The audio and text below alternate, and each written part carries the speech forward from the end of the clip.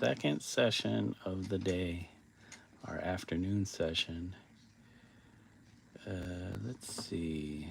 I don't need to connect my AirPods to this.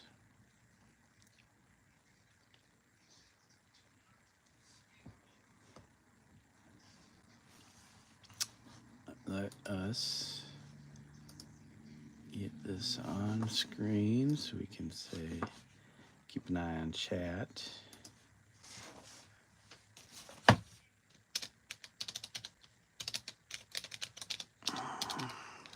And we will get this session going. Hey, Joel is back. Hey, Joel. How's work going? Getting close. Tonight's stream will start around 5 minutes. I'll be playing. Straight away, I'll be doing a few other things, such as watching.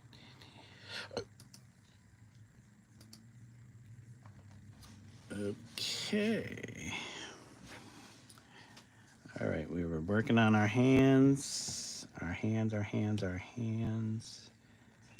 And we're going to fix this up.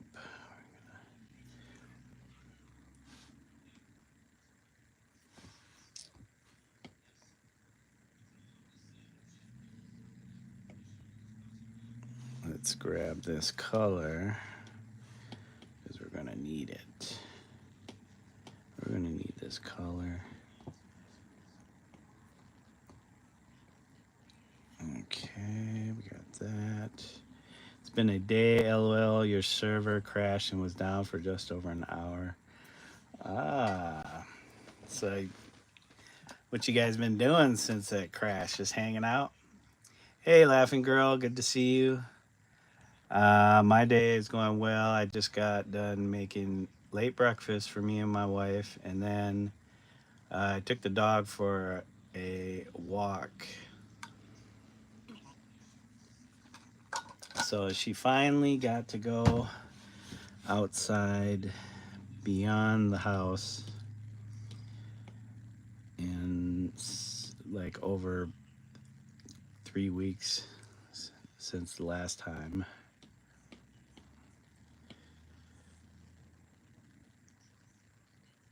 So we're just getting back to it. Hope you guys are doing well in this meantime.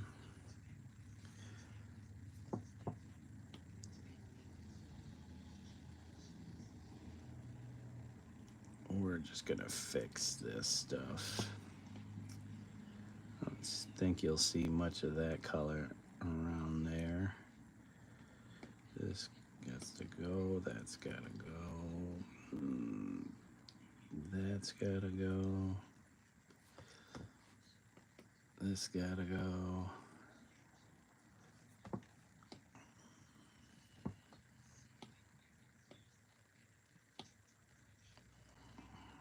That out of there.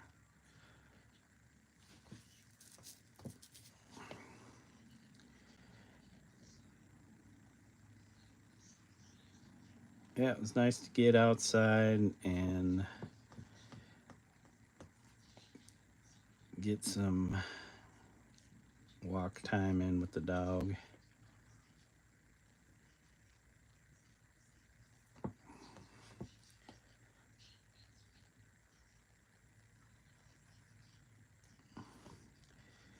Playing chess with a coworker.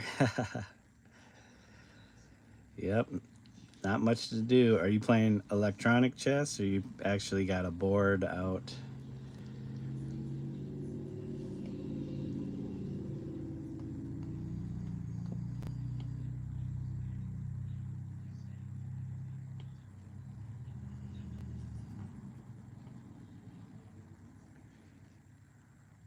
You're painting? Oh, nice. What are you working on, Laughing Girl?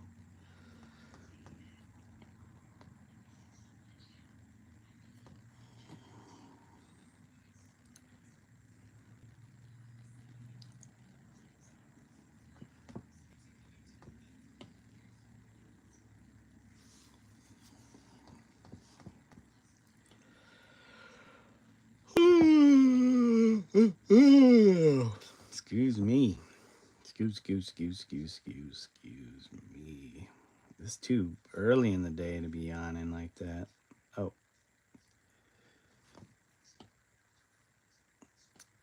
you posted a photo in your Discord. Oh, let's check it out.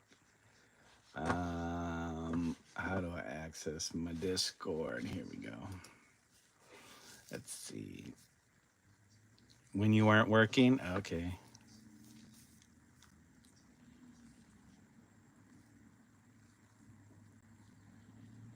Ah, I see. Okay. Is it a very slow game then?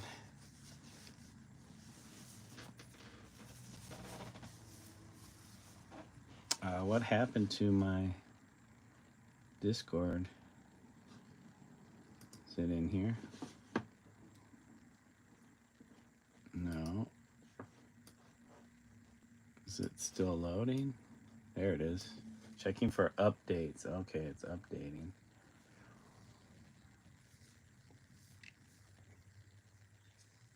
You've been working on that all day. Okay. Nice. Not really. That was 2 hours before work.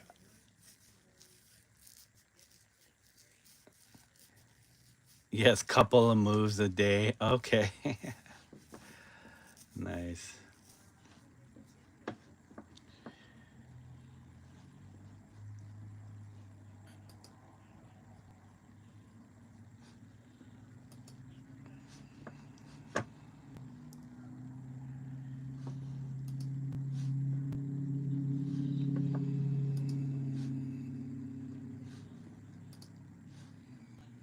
Oh, you put it in the roast section?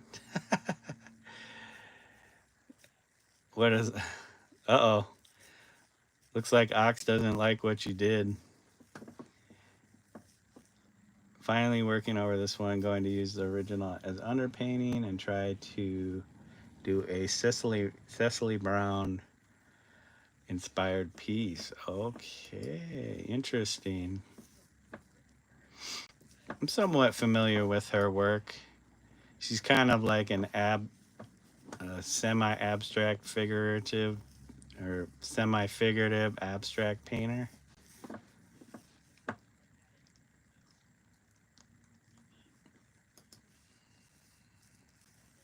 Interesting. Is this like a bathhouse?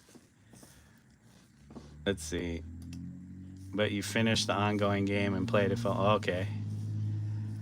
Now you're back at it. Cool. Can I zoom in on this? Open in browser. All right. Here's a bigger. There we go. Oh, man. That's a huge file. Okay.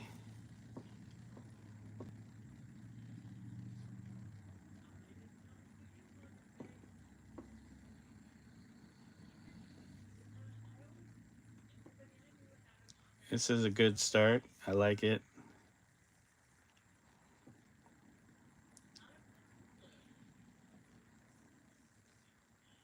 I'm trying to figure out where the underpainting is.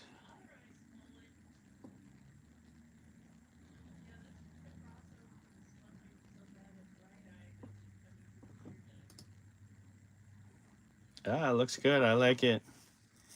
Let's see where it'll be interesting to see where you take it.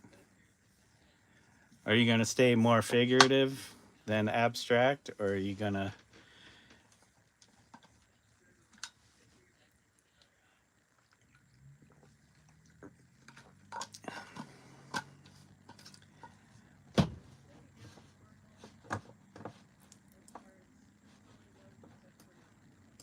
I had to open it in. I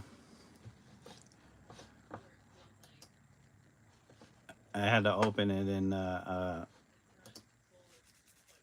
a browser to see the larger version of it. Here we go. Okay, so you hadn't really painted over much of the background or under bits. Did you sketch that in? Is that with like chalk or something? I like the figures. I like the impromptu figures. Like no concern with being too correct, but I like it.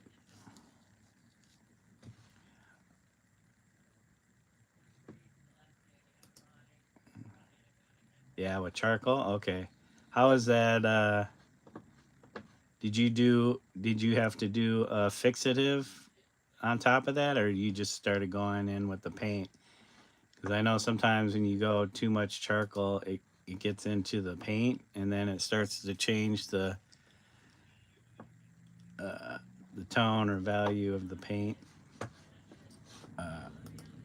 Uh, good stuff though. Yeah. Can I? How do I do this now? Oh, here we go. wrong, wrong one. There we go.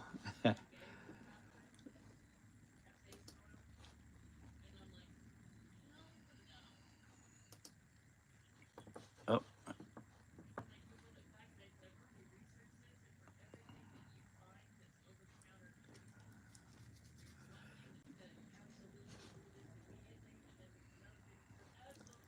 is this just trying to fill in like the space with figures, or is this like I said, like a bathhouse or like a particular scene from history or art history or just painting over it? I would normally for that reason, but my mentor teacher made me do it and I'm going with it, but I give the paint depth. Yeah, it doesn't look like it really affected the color too much. If I go back to the, yeah, it doesn't look like it really affected it. I know when you start using white or lighter tones, it just really starts to mix in. But if you're not like, if you're making really decisive brush marks and strokes and you're not overworking it, then it shouldn't be a problem. I was inspired by this, so I guess you're doing a master study. Oh, is this Cecily Brown's artwork? Yeah, I know she doesn't usually do like detail, too much detail. It's more of like the form. I like the colors and the movement.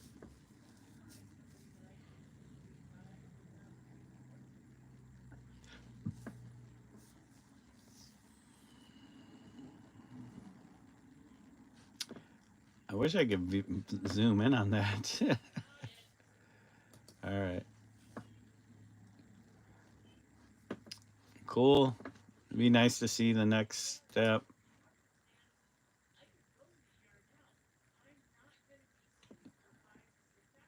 Are you gonna play with your colors, or are you kind of sticking more naturalist looking color palette?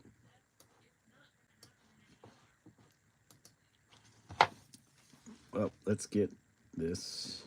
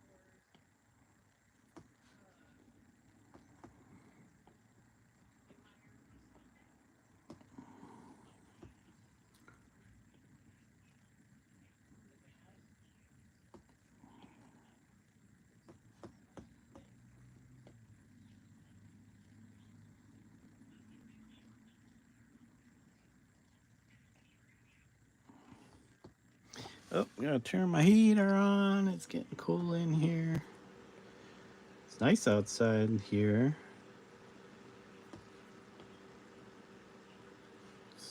Oh, that's nice.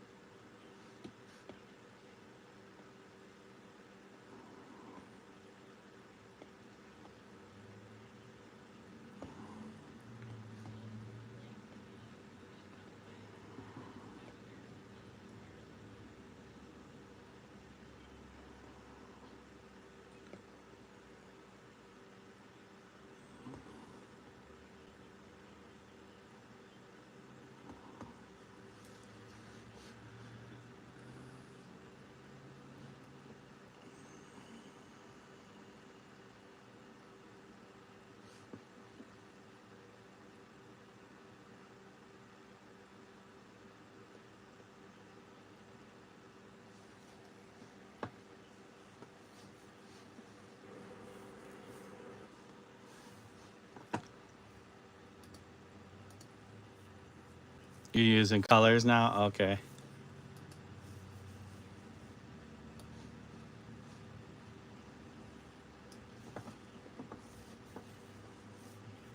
Is that intimidating? Using colors?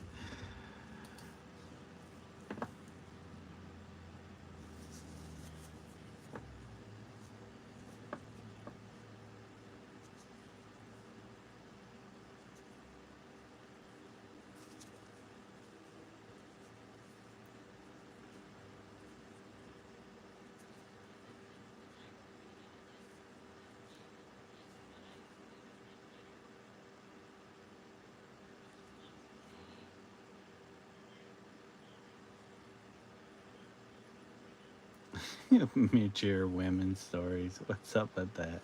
All right, here we go. We're gonna listen to Paul talks down to comments on his videos. Get Paul talk down to. Get Paul talk down to. Reply to some of the comments from my recent videos. Did you really say evil because it promotes homosexuality? Did I misunderstand? No, you didn't misunderstand. Promotion of homosexuality is evil, just as promotion of promiscuity of any kind would be evil, or promotion of anything that is socially problematic and disruptive is evil. What about homosexuality? Well, homosexuality is a thing. It's not as if homosexuality is ever going to go away. There will always be homosexuals. There always were homosexuals. And it's a thing. And there will always be adultery. There will always be divorce. Maybe not legal divorce, but there will always be marriage, and there will always be problems with marriage. There will always be relationships. There will always be sex. There will always be romance. And those things are problematic. And society struggles to keep them within reasonable bounds. In the case of homosexuality, You're loving it so far? Cool. There's the closet. There are cities or neighborhoods where homosexuality is tolerated and even celebrated. So it's always been a thing. But promoting it is not a good thing. Overall, your vibe is very dismissive. Let people paint and create. No one's hurting you by doing it. That's the consenting adult idea.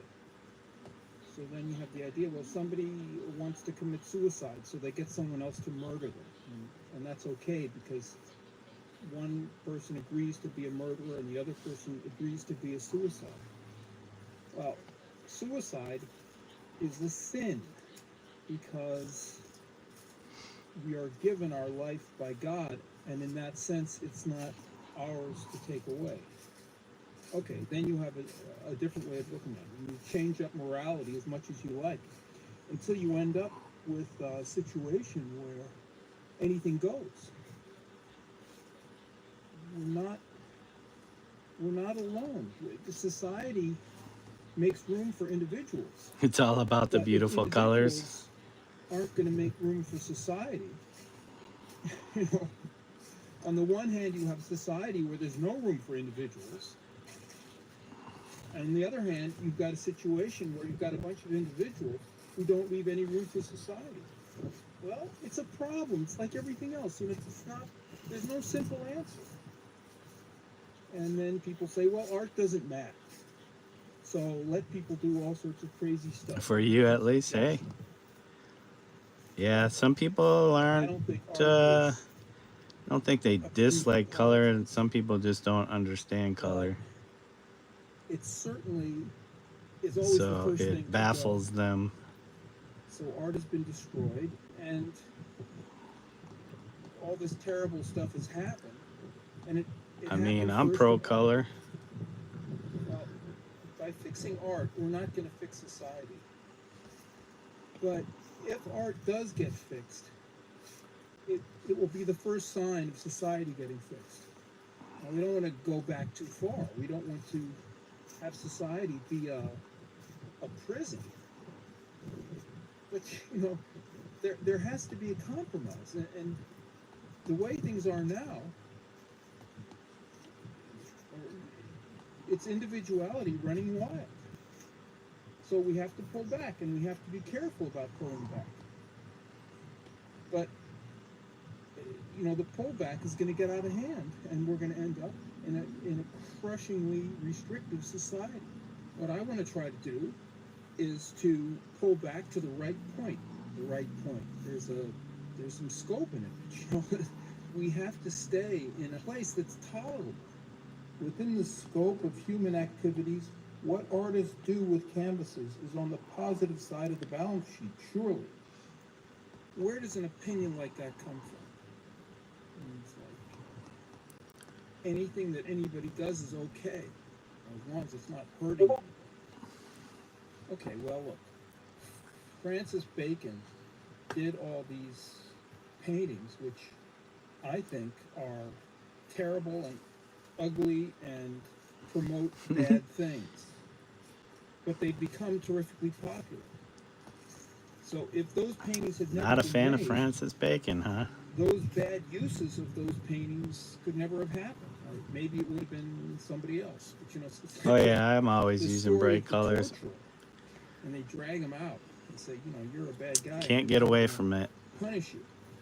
And he says, well, I'm trying to use. because if I hadn't done it, somebody else would. Trying to Except that the answer is access yes, a but now larger somebody else would. range of colors not you. and So no, it's tones what we or do, values of color, even in private. not is just to- the super it's not- hyper saturated it's not color. completely innocent.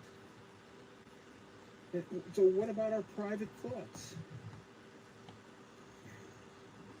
Well, our private thoughts eventually are going to influence our activity. Not maybe completely, but maybe, and to a certain extent. Earlier you It's scrubbed not off good some paint to have get a lot of the underpainting, bad navigating private this new thoughts. direction this painting is going into. to Okay. indulge in Oh, you scrubbed a paint off sense of the inner craziness, the underpainting paint. self-mastery, Hey, nothing wrong with that. discipline. You could Go right down to the foundation. take sandpaper to it I and mean, of course, it's change the possible whole for someone to be surface very texture. corrupt inside and live outwardly very virtuous life. But there's going to be pressure there. It's not going to be good.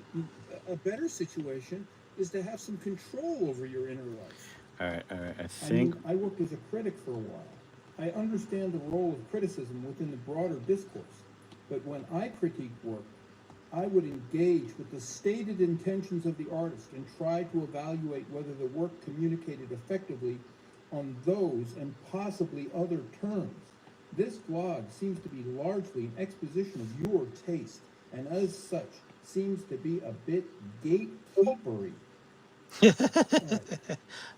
my judgments strictly a Not matter sure of if my he's own being taste? gatekeepery. Well,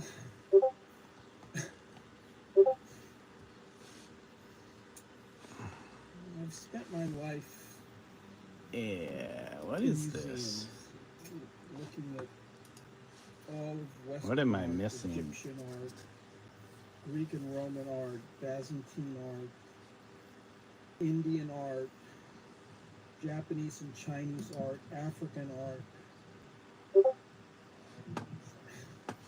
I had a lot of experiences with African art, as a matter of fact. I won't go into that.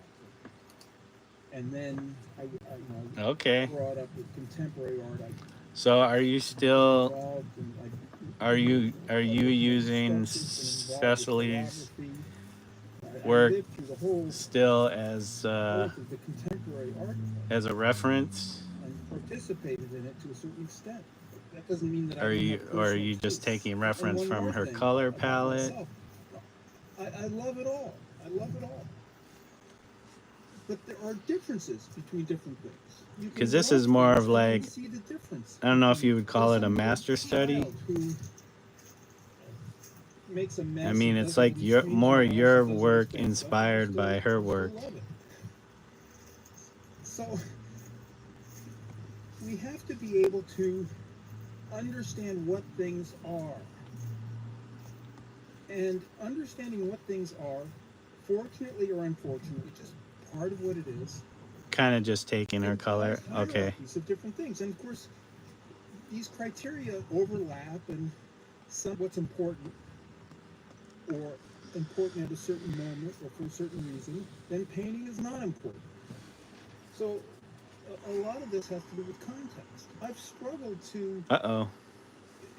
get to a point Thought in my my stream was going down. understanding of art where I can manage to say something reasonable and interesting and But useful concept too, kind of, yeah. in a Like not broad really spectrum way. copying her Okay, I mean, exactly, people but don't therefore have to agree with me. But I'll just say that borrowing. that's what I'm honestly trying to do. That doesn't mean that I don't have personal tastes. There's things that I like personally, and I recognize that they're not necessarily the most important things even for painting.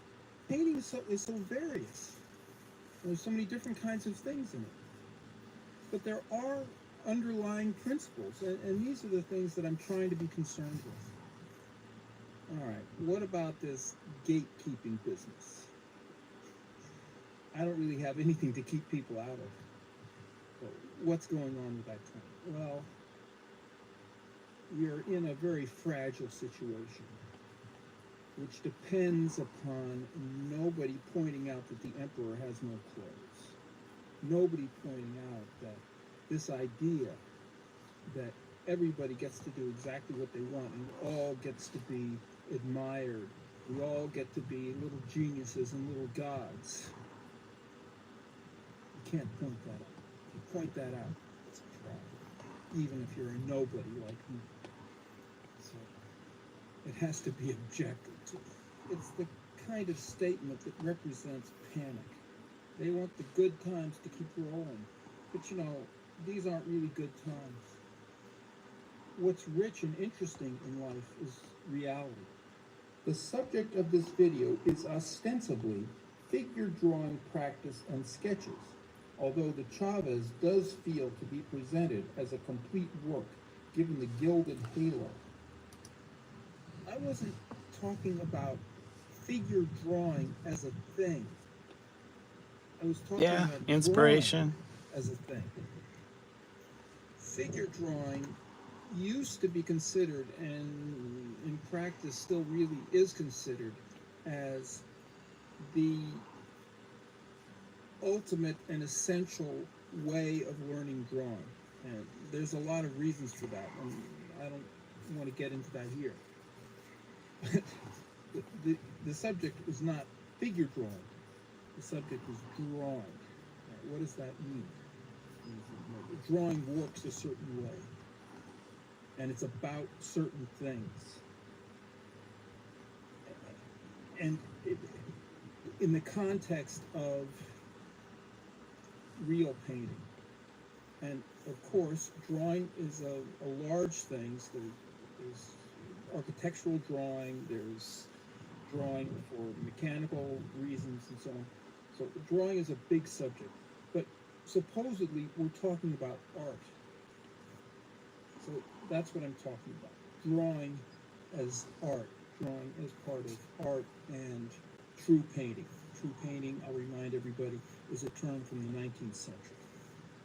The argument is then between completely different aesthetic style presentations and then also framing composition in relation to the edge of the paper itself. The former is entirely subjective, and the latter, where it's seated on the page, is only relevant to improving composition. I explain this in detail in my book, but aesthetics is something different from art. I'll explain that very briefly. Everything is aesthetic. As I pointed out in recent videos, even a pile of dog poop on the street is aesthetic. So art is something else than aesthetics. In a word, it's poetry. Mm-hmm. Well, poetry, art, isn't it all a completely subjective thing? Well, no, it isn't, because it's a thing. And anything that's a thing is not something else. But now that we're into this business of the human will being everything, definitions of all sorts of things are falling apart. They first fell apart in art because that was where it could happen without consequences. But now it's happening for science. Science is becoming a matter of authority. And as a result, technology is going to fall apart. So, I'm trying to talk about what these things are. What about this guy's idea that where the figure is on the page is only relevant as a matter of composition? And what he's saying is that on the one hand, there's figure drawing, and on the other hand, there's composition. And they're two different things, and that I'm confounding them. All right. I'm sympathetic to the point he's making here, because this is something that just isn't talked about at all. But unless you understand this kind of thing, it's very hard to really get into painting. Plenty of figure drawing practice is more concerned with anatomy, accuracy, energetic gesture, rhythm, light and shadow through repetitive practice, with paper real estate being besides the point, as it is with the Proco studies. All of the less good examples presented have clear leg up on these technical skills, and presenting them as lacking artistry as a result is unconvincing. What he's saying here is, on the one hand, there's this training that goes on, and it doesn't have anything to do with composition. It doesn't matter where you put it on the paper. You're learning anatomy and gesture and rhythm and all these things. And then there's composition. Two separate things. So that when I point out that Giga's drawing is better than these other drawings, it's ridiculous, because obviously it's not as good in terms of these values that have to do with figure drawing training. I want to make clear that I understand this point perfectly well, and I'll get into the problems with it in a minute. Mm-hmm. The exception, of course, is the Frazetta, but I unfortunately don't agree that his expert exaggeration of recognizable forms is in favor of the points made. The point I'm trying to make is that drawing, not figure drawing practice, but drawing as a thing is about speaking in a language, and that learning that language is the core of what drawing is. And merely accurately rendering, even if it's gesture and rhythm and so on, is not the core of the thing. I'm not saying those things don't count, that they're not real. I'm saying that they're secondary. And I'm even saying that Oh, what isolating them happened there? and turning them into art or a thing in itself and practicing them Jeez. and thinking about them that way is disadvantageous. That Frazetta is free Whoops. with anatomy. He's not slavishly rendering something that's real, is something that suggests the kind of thing that I'm trying to get at. I don't think it's difficult to reconcile academic work and expressive work. They're two frames of mind that happen to produce pictures, though you may not consider one art. If we look at comparisons of work you did in the previous video, just like the struggle of the beginner artist, there is a push and pull in works of study versus expression in more advanced artist work. Every work from life by a beginner is both a study and expressive because they've not married themselves to a system. Experienced artists will choose to forego expression to study, e.g. the whole body and how its parts relate to each other, and produce a picture. Like Proko's works in the language of a system they've ascribed to, Proko's Watts Etabli, or one they've organically formed themselves. Figure drawing system, the academic system, or a system that an artist creates for themselves. In other words, each artist gets to do their own thing, and one thing is as legitimate as another thing. Such studies may produce a dead picture with a whole figure in a pose where the only expression is academically systematized is one's calligraphic Alright, guys. differences. I Yet, gotta run it's and not the grab picture that the artist does. something real quick. Wife just texts, "You made those hands so nice. Thank you. I'm trying. It's not easy. It's a battle. Try not to make it a battle, but it is a battle. Especially when you're trying to model the hand without a reference.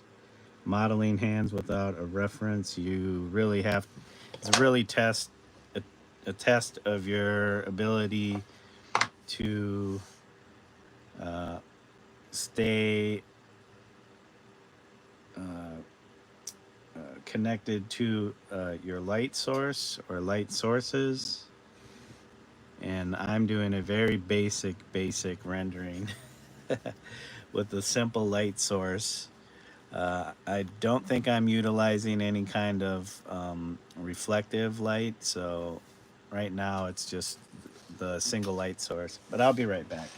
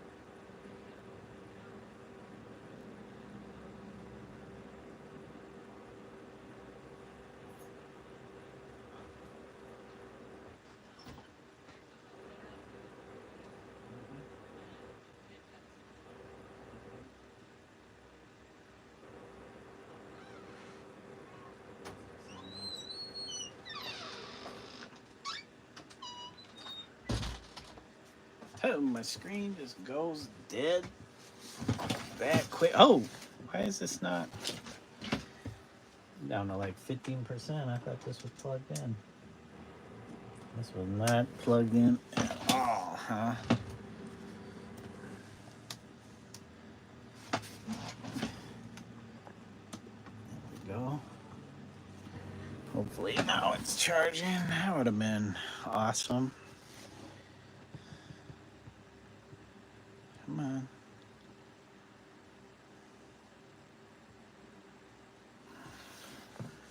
That would have been awesome.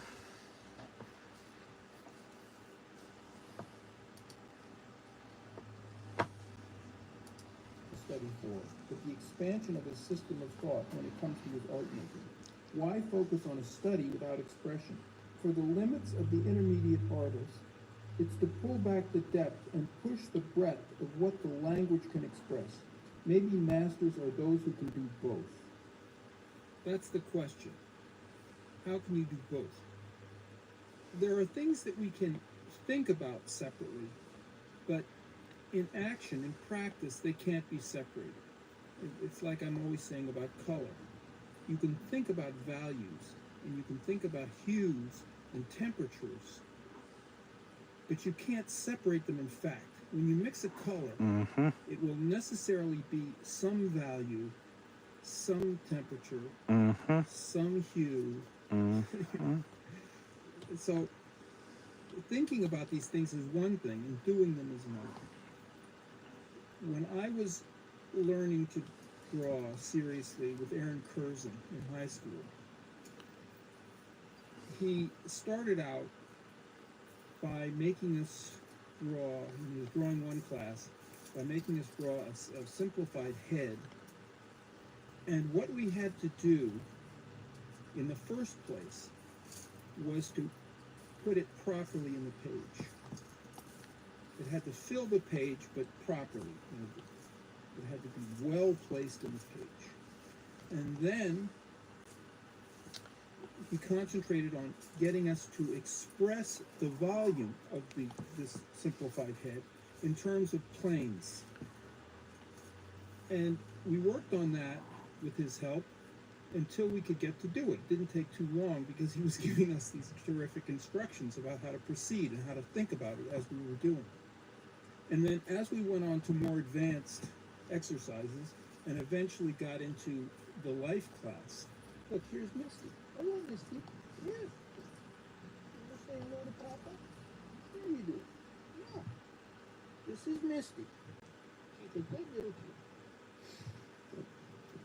Anyway, when we got into the life classes, even though he kept teaching us more and more things, how to gauge proportions, how to see the figure, how to see the figure in space, how to express different things, he never let up on that first principle of properly placing. Worried about overdoing it? I love those colors. And It's all about the expressing beautiful body. colors.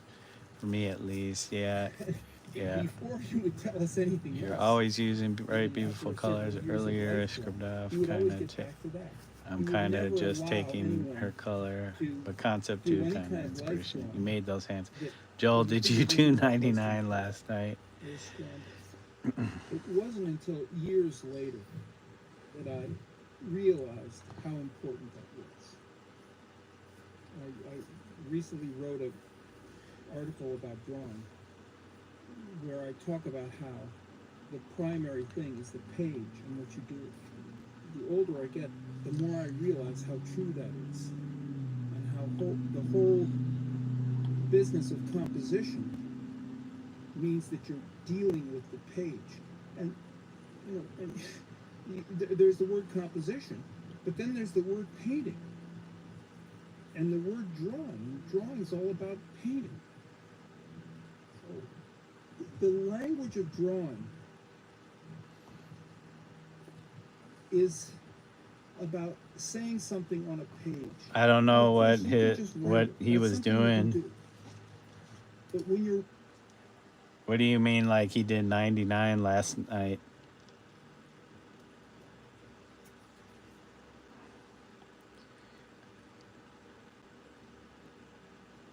Did he do 99 push-ups?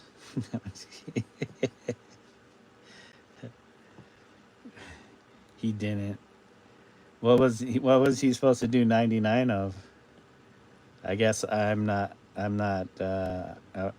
aware of what that means.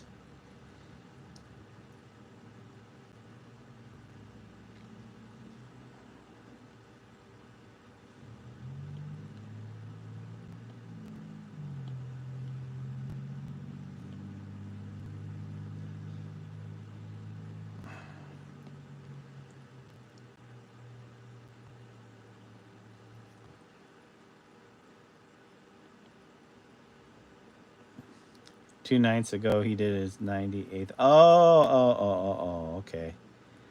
I haven't paid attention to what number he was on.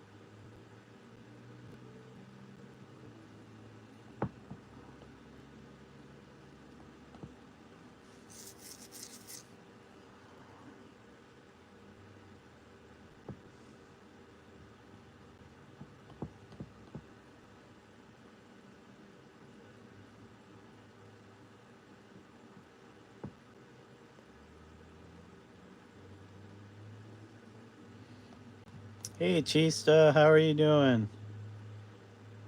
Isn't it pretty late for you, or is it early?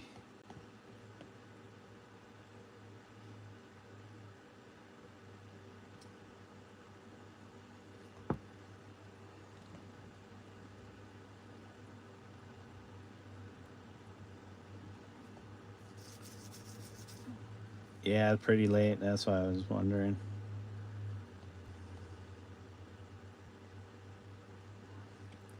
How's your night going?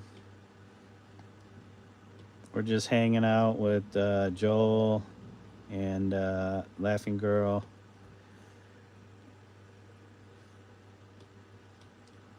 While trying to fix this. Fix. Trying to fix.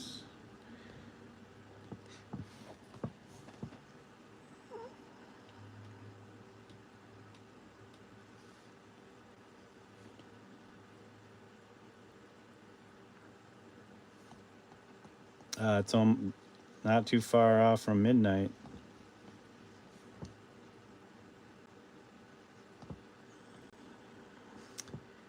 Yeah, we're just trying to make this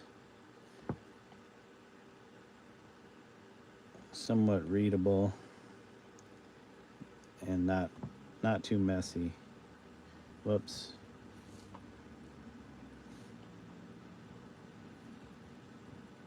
Oh, okay.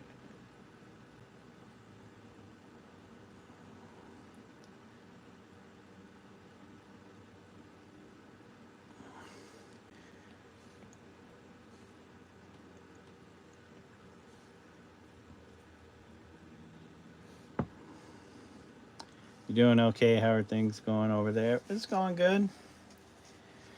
You had to write a long conversation in English for school? Oh, okay. What was the conversation about? Like a basic conversation?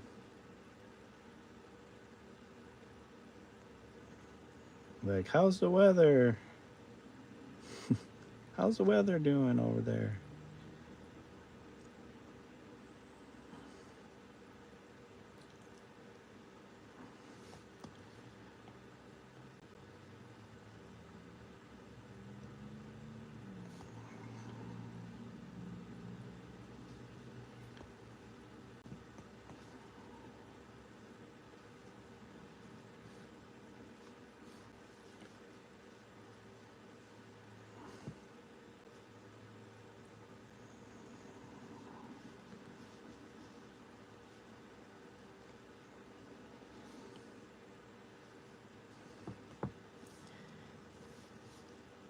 They didn't give me freaking subject. Oh, so you had to come up with your own.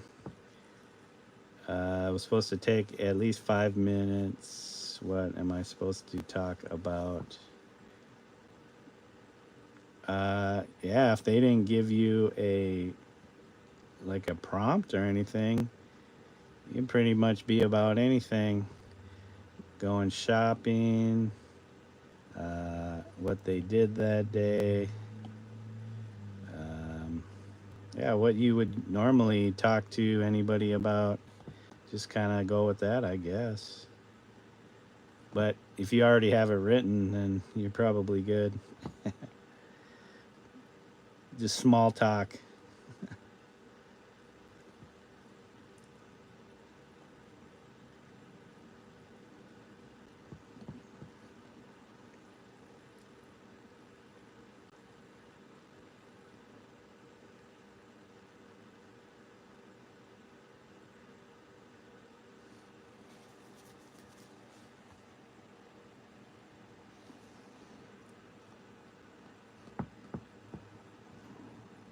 Sorry, got to go. Had a month or more to work, and I still haven't even started. Oh, I thought you said you did write it. Okay, she's online now. Fine. All right. Well, take care, Chista. Thank you for stopping through and saying hello.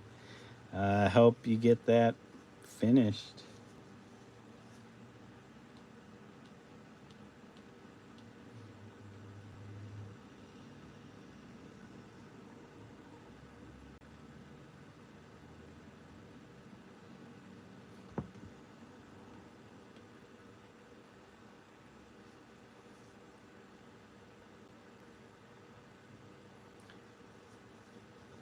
Yep, you better get it done. Better now than not getting it done at all. Yep.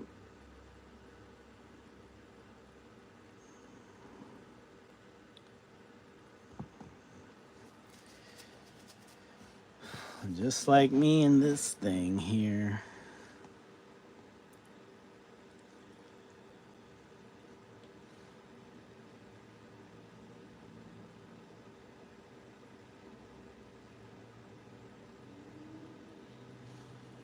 All right.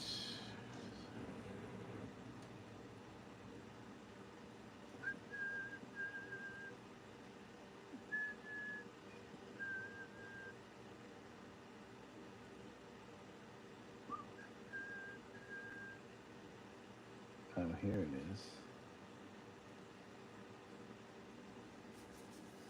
No, no, no. I don't want a TikTok.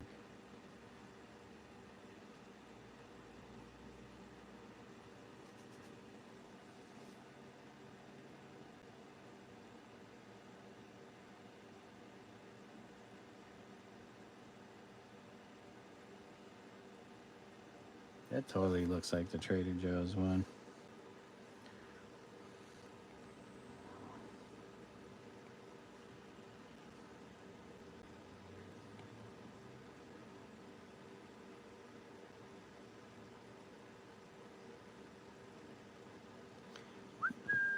Hey, Satyajit. How are you doing? Isn't it kind of late?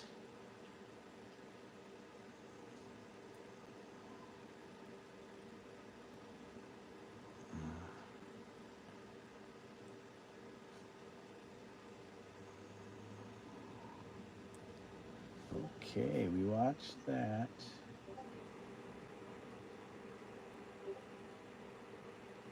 There's a lot of people. I'm not sure what this is.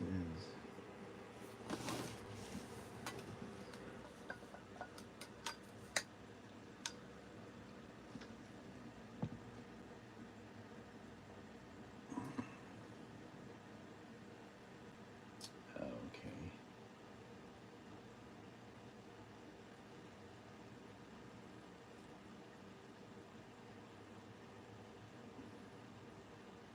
Emmett's roast. All right, see you tomorrow, Satyajit. Have a good day.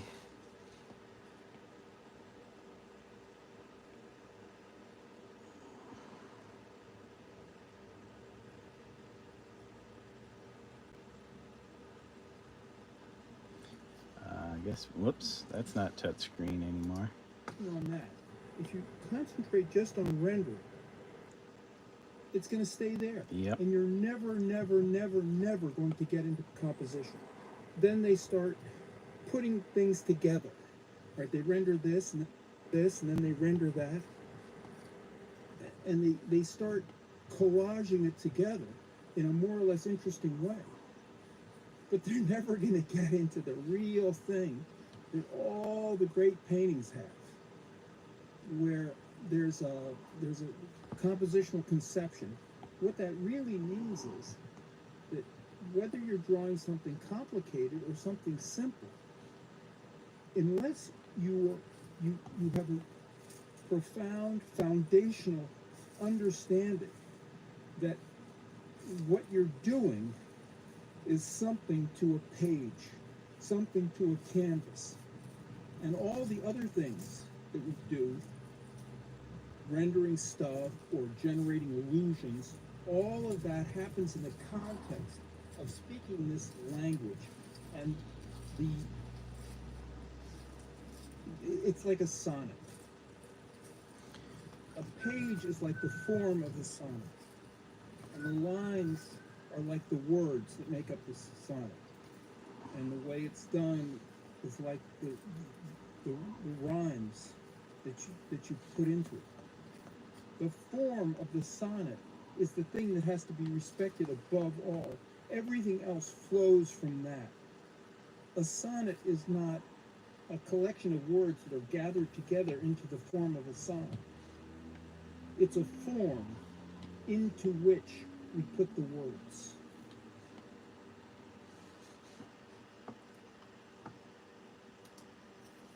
What is Damien's point? Does he even have one? Okay, roll the intro. Stop whining and complaining. Get politics Okay. down to, bitch. Get the politics down to beach.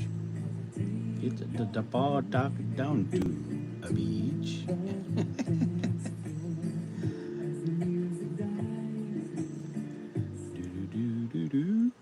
I got into all this because I don't like how very limited classical realist artists try to get young a Paul artists talk into a down victim to a mentality, beach. with the idea that it's the government that has wrecked art, and only the government that can save art, and holding up Hitler's Germany as the last great outpost of Western classical art, and looking to that as a model to follow.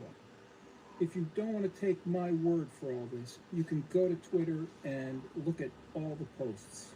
But yesterday I took another stab at it, and here's what happened. According to Damien, it's the United States Army and the government that has killed classical art.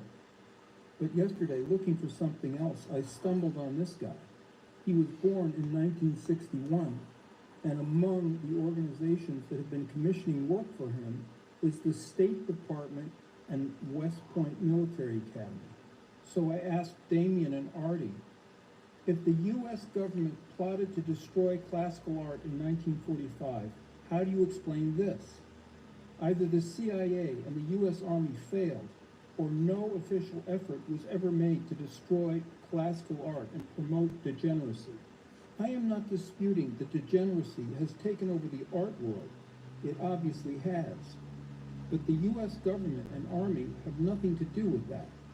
It is an unfortunate social development for which artists and fake artists are primarily responsible. Not only the Department of State, but West Point Okay. and Okay. That's it. classical Nope. art Wait, may be hold a on a second. minority taste, Hold on but a that second. part of U.S. federal officialdom responsible for foreign policy seems to be part of that minority. Government culture services are another story, but they are recruited from civil society. Society has corrupted itself. U.S. foreign policy, if anything, has stood by classicism in art. But this stand has and will not save art. Only artists can do that. Damien replied, an unfortunate aspect of this debate is that Damien doesn't express himself well.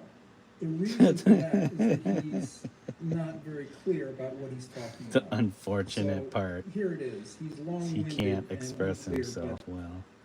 here it is. You keep making the same mistake, failing to grab the actual argument. Your premise statement is false because it oversimplifies state influence with ambitious cultural Marxists within the same milieu, bad actors at the periphery, as well as well-meaning but misguided individuals. You are still under the false. Okay. I think I got it. I'm not gonna mess with the hands anymore. All right, guys, don't mess with the hands. Other than this bit. Abstract art, an argument which I never put forth. Whereas the correct. Oh no, he's not the talking about me. He's historical talking events have about. immediate and underlying causes. He's at the talking about exact some same other guy time. that When multiple has interests been, gather, things happen.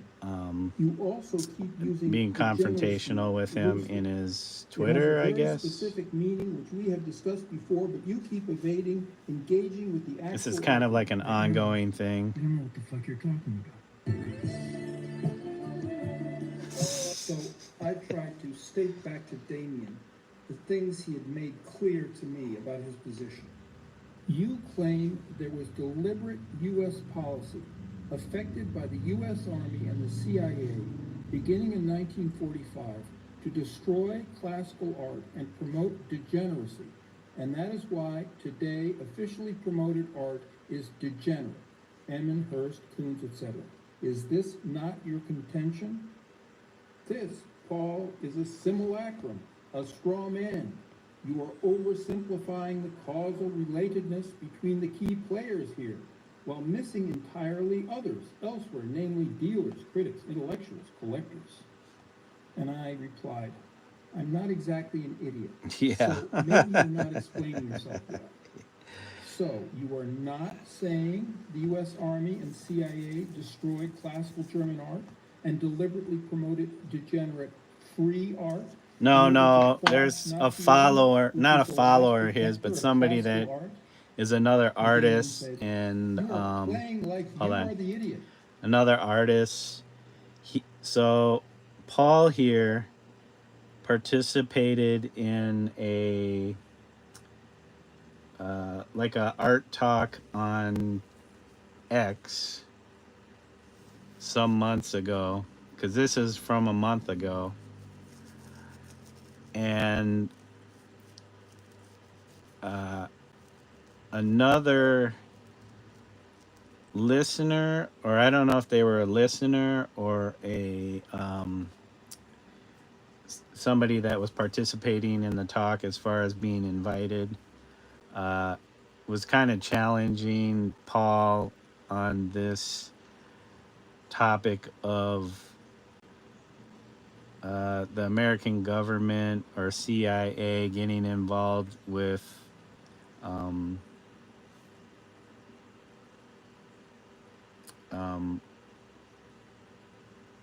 kind of promoting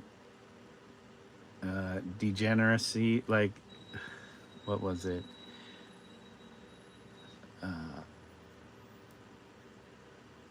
Ruining German classicist art or classical art. I'm not familiar with the art of the Nazis, but supposedly they were championing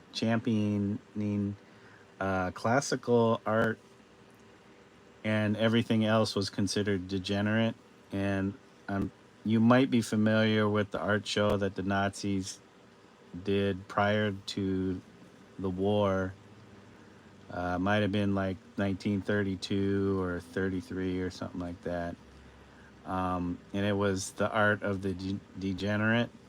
And so they took artists from artwork from artists all over that they didn't agree with and had an art show with it, which seemed kind of, I don't know, to me a little ironic that you're going to showcase this art that you don't like. Why would you do that? You're just going to promote what they call degeneracy amongst, you know, the the people. And they even, I think they even had some of their own, like, I don't know, Otto Dix and I don't know if Emil Nolde were also included in those, in that degenerate art. Anybody from like the expressionist movement, I'm sure. So Paul and this guy Damien, his last name is Chavez. He's not Hearst, but I know they bring up Hearst and Tracy Emin, um, uh, and saying that that America was promoting the degenerate art that was coming out after World War II, or in the basically starting in the 70s and 80s, maybe the 60s, I'm not sure. And they were saying that the CIA had involvement in helping to promote that type of art. Um, and I think Paul, his stance is that if that were an actual thing, that the CIA basically failed in that. And Damien's stance is that it is still ongoing. Not I don't think it's like there's I don't know how to describe it. Not that the CIA is literally continuing to do this, but it's part of, it has become, what they started has become a part of the establishment or the established narrative.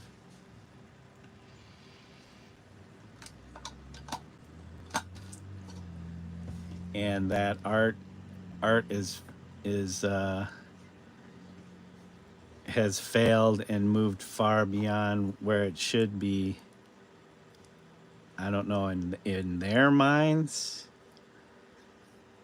because I think they both agree with one another in the main, narrative, but there are certain details that they disagree on. So I don't know why they even are even in this debate about who did what. It's like it doesn't really matter. And that's what Paul says. It's like it doesn't really matter. It's just the fact that now the art elite is what's determining what the narrative in modern art or contemporary art is nowadays. Because they're both kind of classical artists, yes, Damien and Paul. Um, I think Paul might be a little bit more open minded about other art types of art practices, but I think he pretty much says that they're all dead ends. Uh, and everybody hates surrealism. Everybody says there's surrealism is definitely a dead end.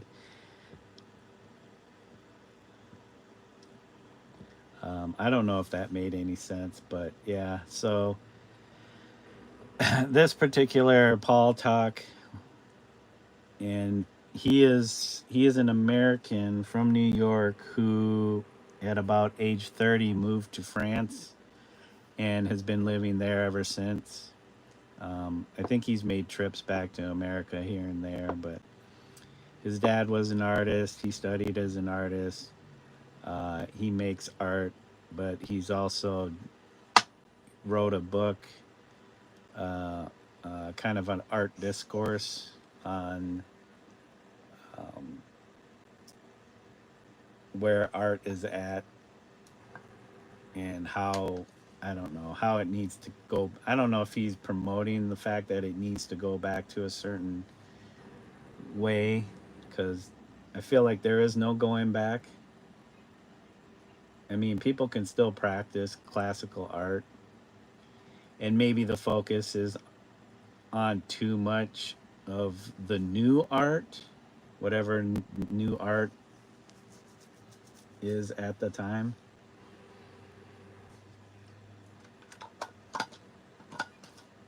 Yeah, I'm still trying to wrap my head around a lot of this, so it might not make a whole lot of sense, but because there are things that I don't know about,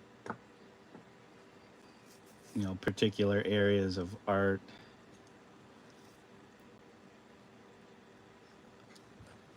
But yeah, their stance is that, you know, people need to come back to art for art and not for other, um, not to use art for their own gain, whether that's political or um, monetary. I mean, you can't separate any of that stuff. Like he was just saying about drawing, that when you're doing a drawing, your focus should be on the whole over just like, a particular aspect of drawing. So placement of your work on your paper should be inclusive and not something that you leave behind, because that's something you'll get when you study composition. Like, everything should be incorporated in your learning of drawing, not just this particular thing or that particular thing, because you might be, um, if you're just focused on the form and the shape but you don't also include placement, you might be handicapped later on down the line because you didn't practice all of it at the same time, or stayed conscious of all of that while you're doing it, while you're learning it.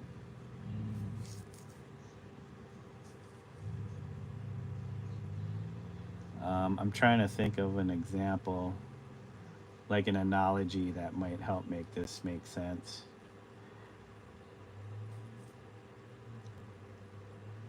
Yeah, all of it's important, composition, placement, your values, your form, your shape, your line.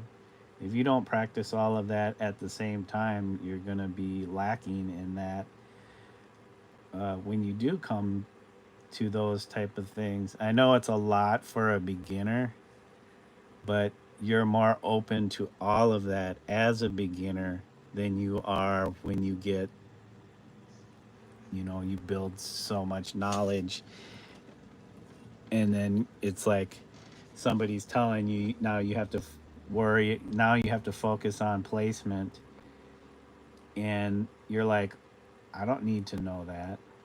And it's like, well, that's also a part of, your practice as far as learning how to be a draftsman, or somebody that draws, because that's what it seems like nowadays. Like, um, shoot, I left my earbuds. Is that students are kind of selective in what they want to know, and then they write off all the things that people say that they should learn because they're of their selectiveness.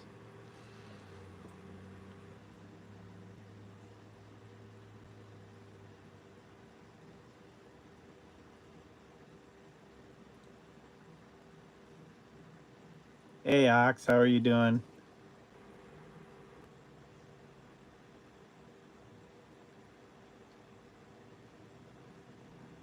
Yeah. Ox is like, what? You came in at a very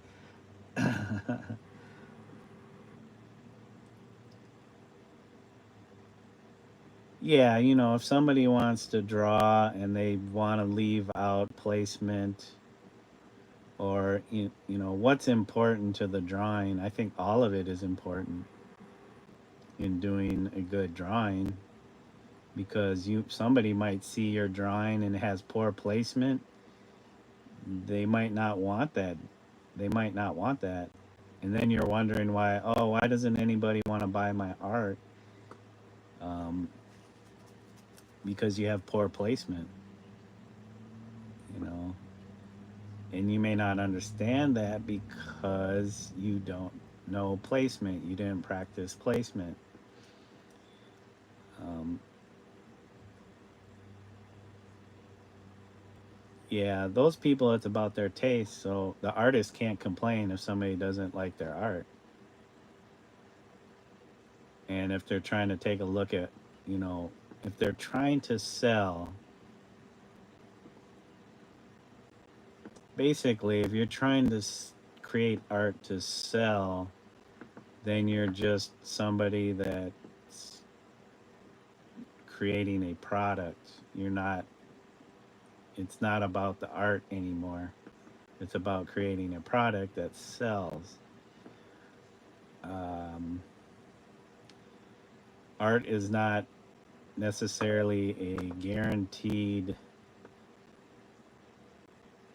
practice that will make somebody money. Uh, LG never calls you oxmells, so I'm weirded out. Oh, she called you oxmells with three L's. Oxmells.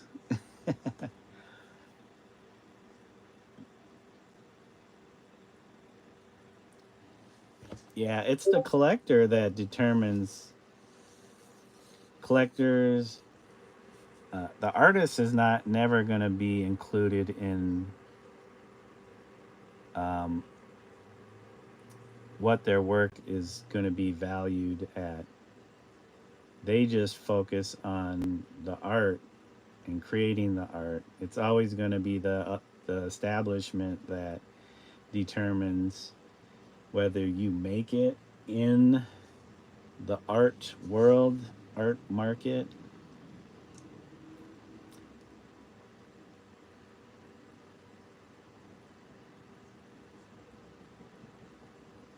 Smelly. There you go.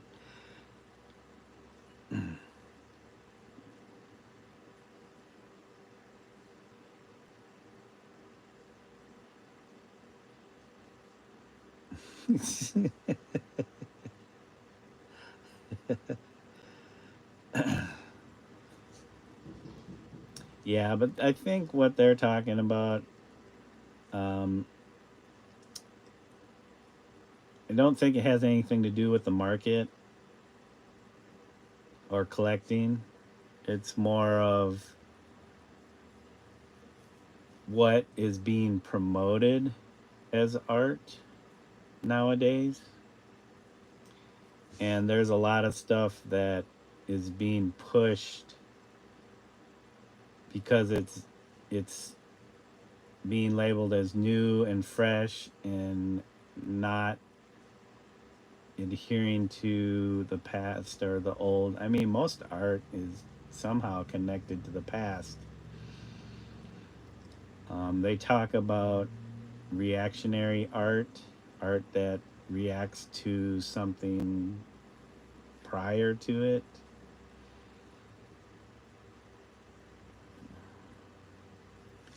But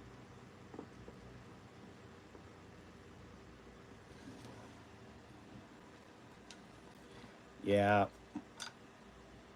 collecting and the art market are oh, that's a whole separate thing from the artist.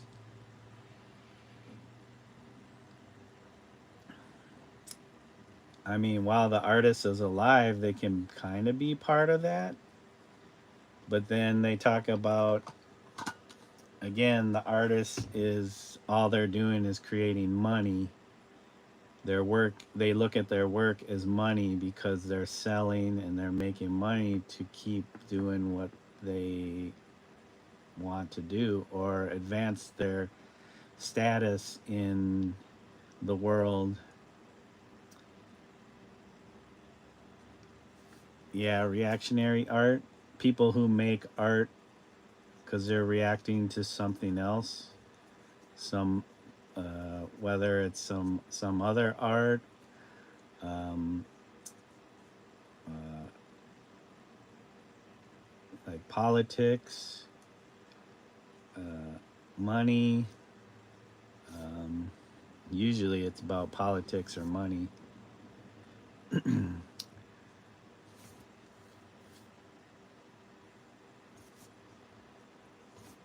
Let's see an example of reactionary art.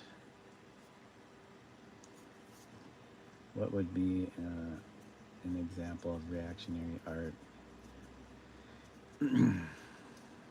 So let's take the um, oh, what's his name?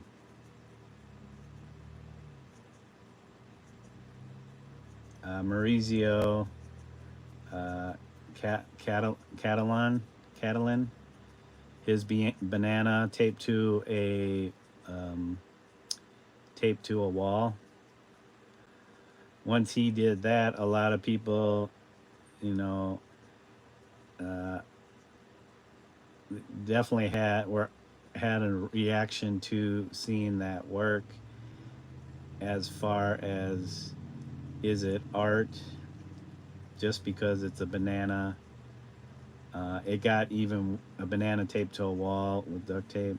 It got even worse when it sold for hundreds of thousands of dollars. The first rendition of that, and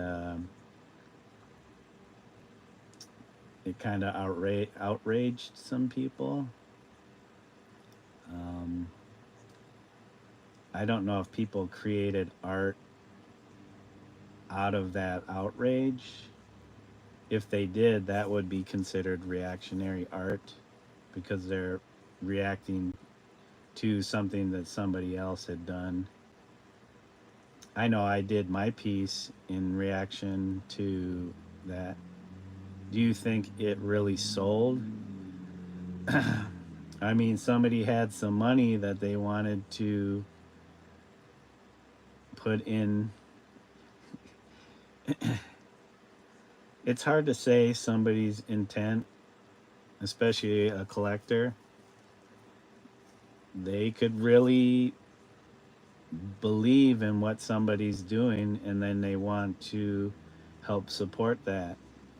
Um, if you have the money and it's not a big deal to throw a couple $100,000 at a art piece, I don't know if Mr. Catalan set the price or if his dealership set the price. I'm sure he needs money to continue doing his artwork. It's just about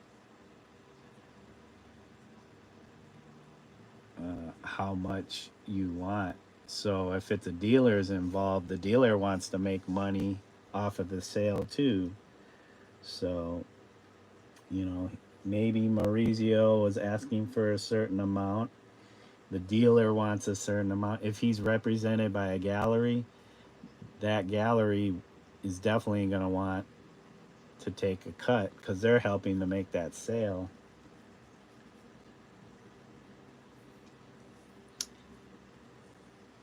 Reactionary art, it could be any type of art. I mean, I don't think it's, I mean, it could involve conceptual or protest. It's just an artist responding to something. Um, it's not like the artist came into a particular subject on their own. The subject that they're trying to, I guess, represent, it came through something that they were reacting to, like something. I'm assuming instigating or that's inciting.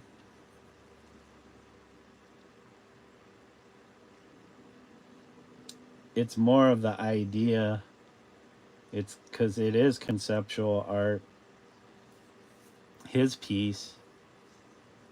Um, I think. I guess maybe you can say, well, reactionary is something you. It's not something you're thinking about, um, like heavily upon. It's just you're just reacting to something and creating something in the moment really quickly.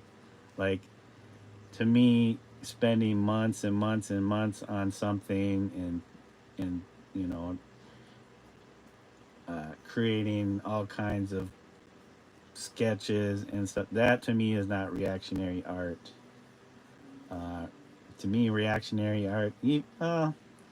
I can't say that the protests where they're throwing stuff at art pieces and gluing their hands to the walls would be considered reactionary. It might, but that seems premeditated to me.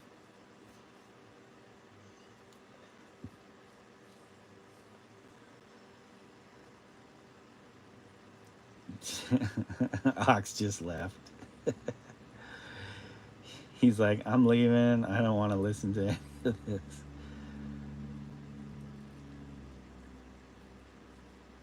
Yeah, reactionary art can be any kind of art as long as it's reacting to something. I guess I guess you can say like that little wrestling drawing that I did is kind of reactionary, but not. It's I don't know. Maybe reactionary also has something to do with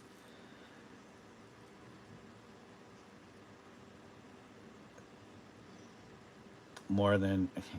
See, responding is not the right word because responding means you've taken some time to think about something before you.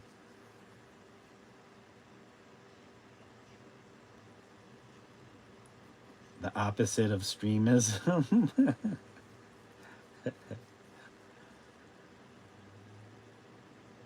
Well, let's take a look. I don't know if it's an actual movement. Reactionary is. I don't think it's a. It could be, but I don't think it's an actual movement. Let's see. Let's see what Google has to say. Reactionary, because I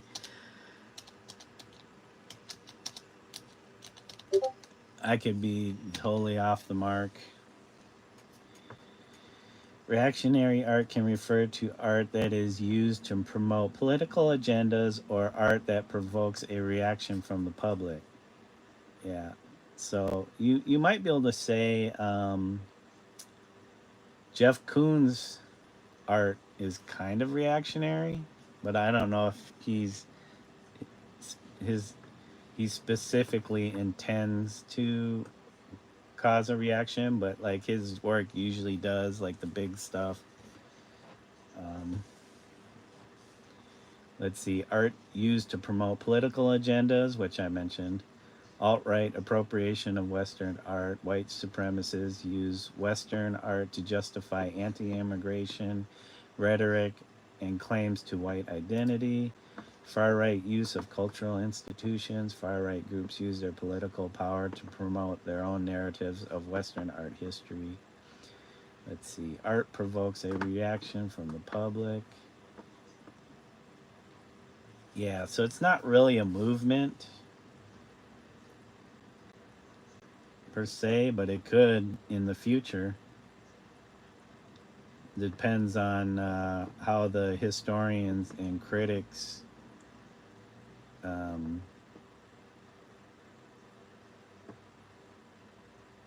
um, how they frame it for future generations.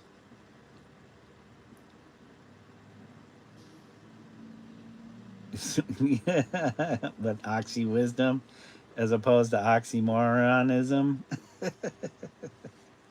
Oxy wisdom. Nice.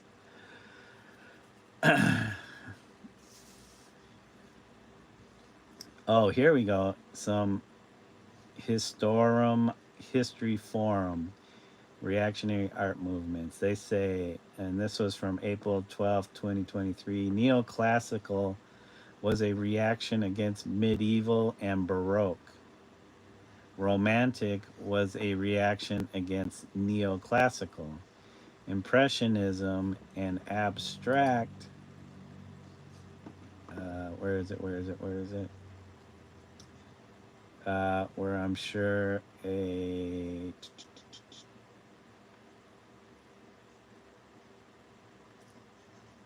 So where is this? Where did they capture this from?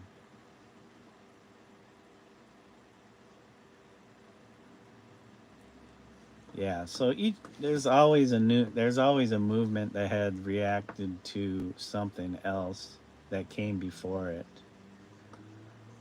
So reactionary, I guess you can say it's a part of a movement. It's what causes new movements. It's not necessarily a movement in and of itself, but I guess I could be wrong about that.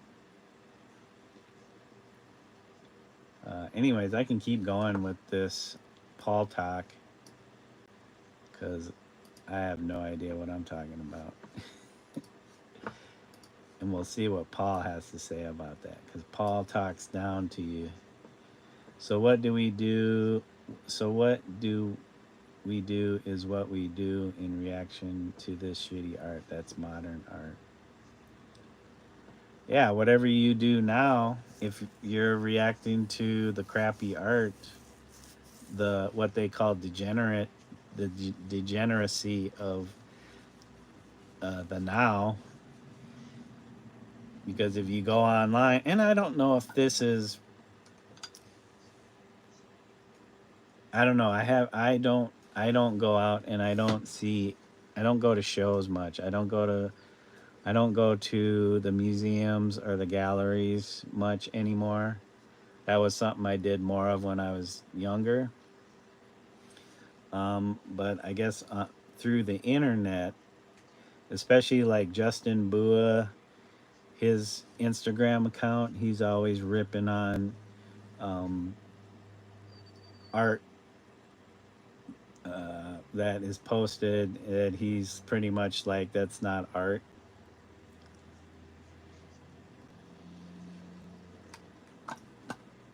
Um, so yeah, there's a lot of that. A lot of it's like performance. It seems like a lot of, I don't know, I guess you could say a lot of internet, like social media art or artists.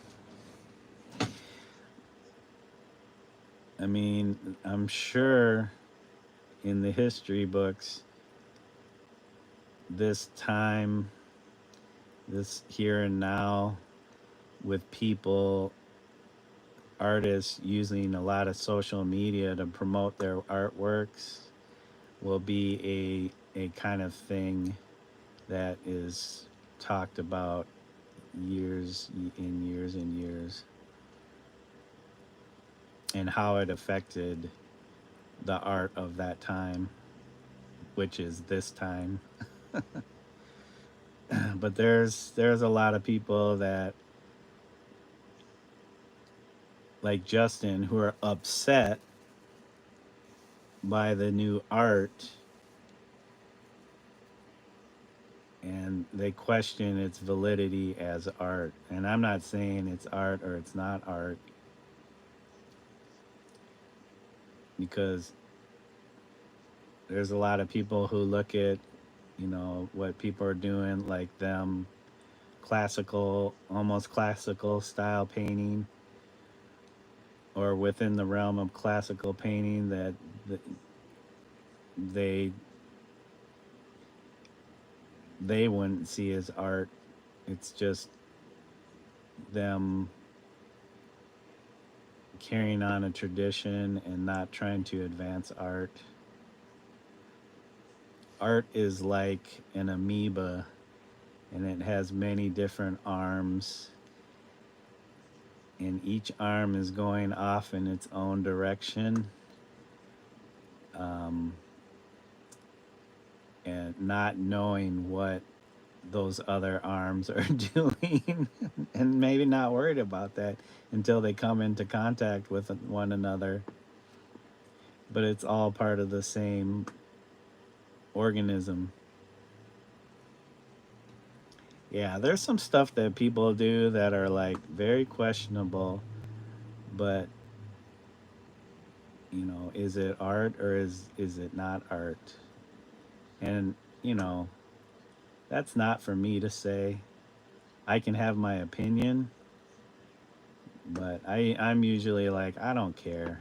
It is what it is. It can be art. I'm not going to be like it's not art, because I think if they're doing it as a joke and it's not taken seriously, then maybe it's not art. But you know, I mean, that's pretty much what that, to me, is the message that Maurizio Catalan was kind of sending out there with his piece, The Comedian, the banana duct tape to a wall. I mean, is it art? Well, somebody bought it for hundreds of thousands of dollars, and just recently for like millions of dollars. Was it millions of dollars? I mean, he sold multiple of these things, and it. The materials don't matter. It doesn't matter if the banana decomposes or not. He just gets a new banana and some duct tape and duct tapes it to a wall. And I'm sure there are specific instructions to it. It's kind of like Yoko Ono's artwork, where most of her stuff was like just written instructions, and then somebody could carry out those instructions. And that was kind of a part of conceptual art of that time. The 60s and 70s.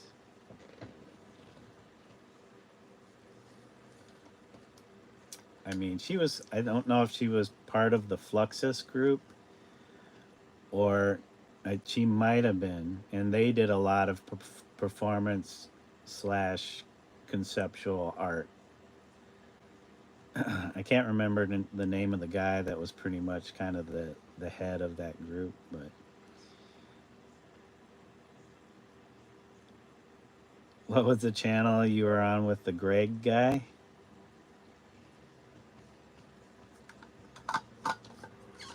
Now I'm curious. All right, I need to focus on this some more. But I will continue with Paul talk. I've repeatedly explained and posted sources. Because you have Mr. Magoo myopia and ego problems, you simply sidestep those sources and keep reframing the argument to suit the established narrative. Reevaluating the period is emergent within the academic field, and there are many people who work hard at this because we have been given a bullshit story for nearly 80 years about why art came to entirely reject beauty and Western culture. And I replied, you are attacking me personally, not saying anything. Do you or do you not contend that the major reason art is now degenerate is because of official interference? Do you not contend that the Nazi regime was the last refuge of classical art? By now, Damien's like a boxer up against the ropes.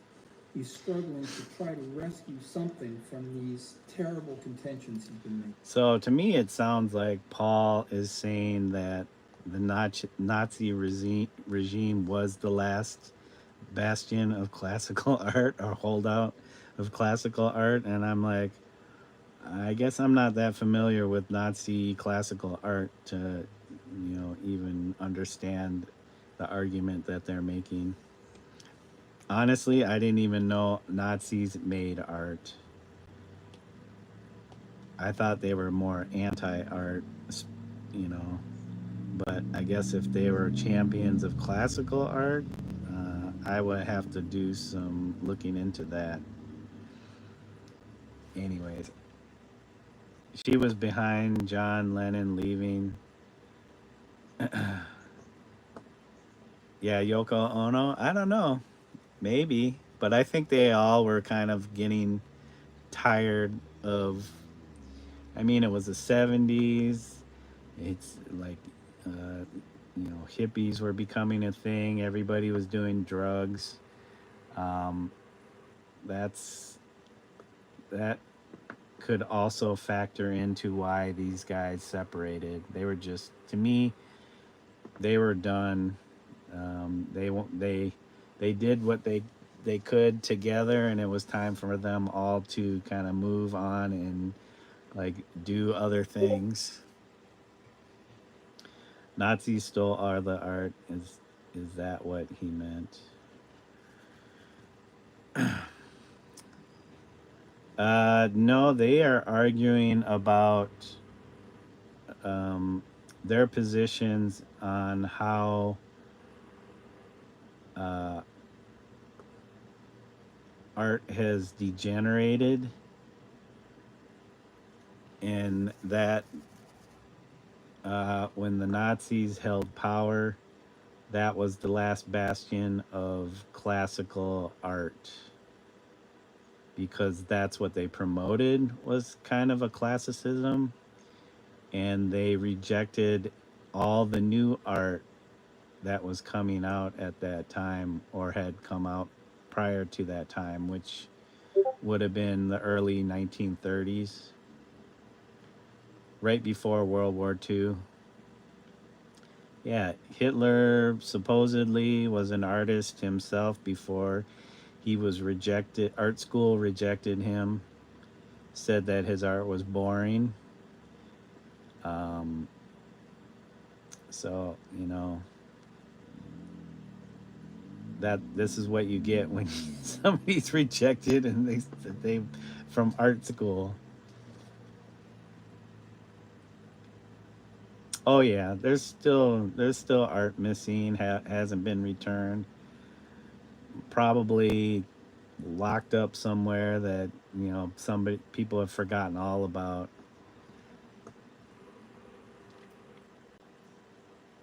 The war was, I think there was more to it than just he couldn't get into art school. I think that was part of it, but there were definitely he seemed like the type of person that got shat on a lot, and then that formed his views. And I'm sure, yeah, that's why he blamed the Jews. It's like, was the person that rejected you, or the people that rejected you from art school, were they all Jewish? I doubt that. Maybe. who knows? Uh, Maybe your art just really did suck. I don't know. I've seen some of his stuff and it just seemed kind of plain Jane. Like, okay, not bad, but you're not good. And the thing is, are you good enough to get into art school? Um, and that's probably what he had a problem with, was that there's this certain establishment and he felt like he was being locked out from being able to participate in that. Like, there's all kinds of art schools. Like, could you not um, try to get in some other art schools?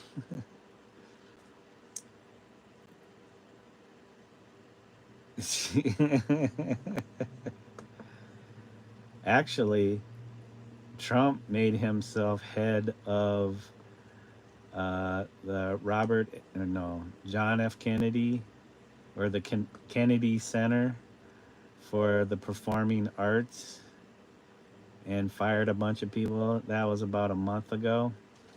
So yeah, he is head of a particular group that has a say in what's art and what's not art. I guess, I don't know.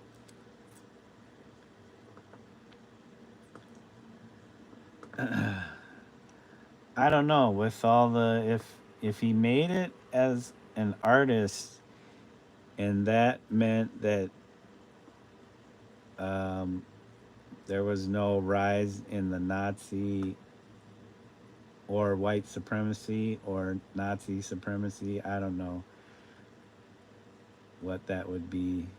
If there was no rise in that and the war never happened, you know, you might say, yeah, I'm glad to have had a Hitler on the wall. But if that he still was an artist, and all the stuff, the war that happened, and all the people that perished in that war because of, you know, the things that he promoted and started.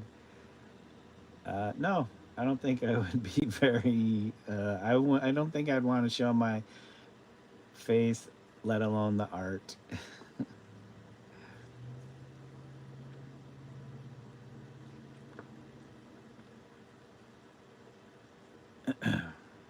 Yeah, did he love art after he was rejected from art school? Yeah, they say he was crazy for sure. I mean, when you listen to his speeches and stuff like that, you're like, he sounds like some of the people nowadays. Just a few or one screw bolt loose from, you know, the insane asylum.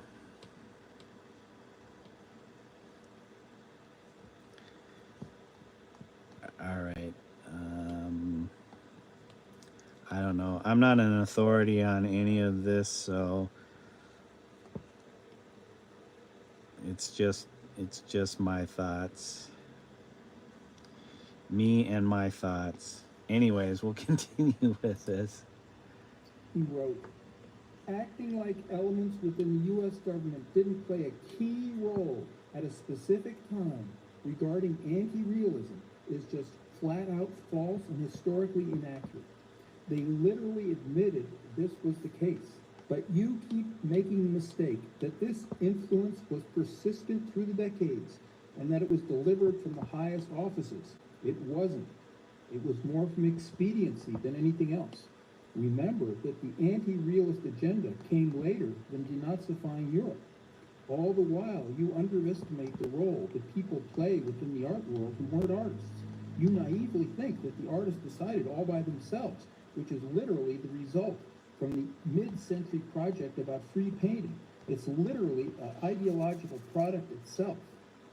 This statement is so confused and contradictory that I suspect he's just trying to throw dust into the eyes of people who are watching this debate. I've tried to interpret it sympathetically, but I responded. I knew about that CIA Pollock, etc. show before you went to art school, so stop strawmanning me. The interest in and move towards abstraction began at the dawn of the 20th century. It was a strictly artistic matter. Critics and so on inevitably became involved, but the painters were the influence on the painters. The critics and eventually officialdom only ever followed. They Yep. initiated nothing. Yep. Furthermore, ideas about abstraction, decorative painting were universal, more or less in the heads of all artists, even your classical artists. I tried a final time to resume his position in a way he might agree to. So you think that elements of the United States government played a key role promoting abstraction. Key would mean that it couldn't have happened otherwise. And you deny that abstract painting was a thing before 1950, and that artists did not initiate that movement. The response this elicited was a stream of conscious river of backpedaling and contradictory statements that I can't even get into. You can go to Twitter and see it if you want. But he's reading Go to these Twitter. crackpot scholars who are talking about Nazi Germany, and they're putting together these little theories based on little bits and pieces of information from here and there. Now, it's not as if there aren't little nuggets of truth in it. That CIA show did happen. It also had zero influence on anything.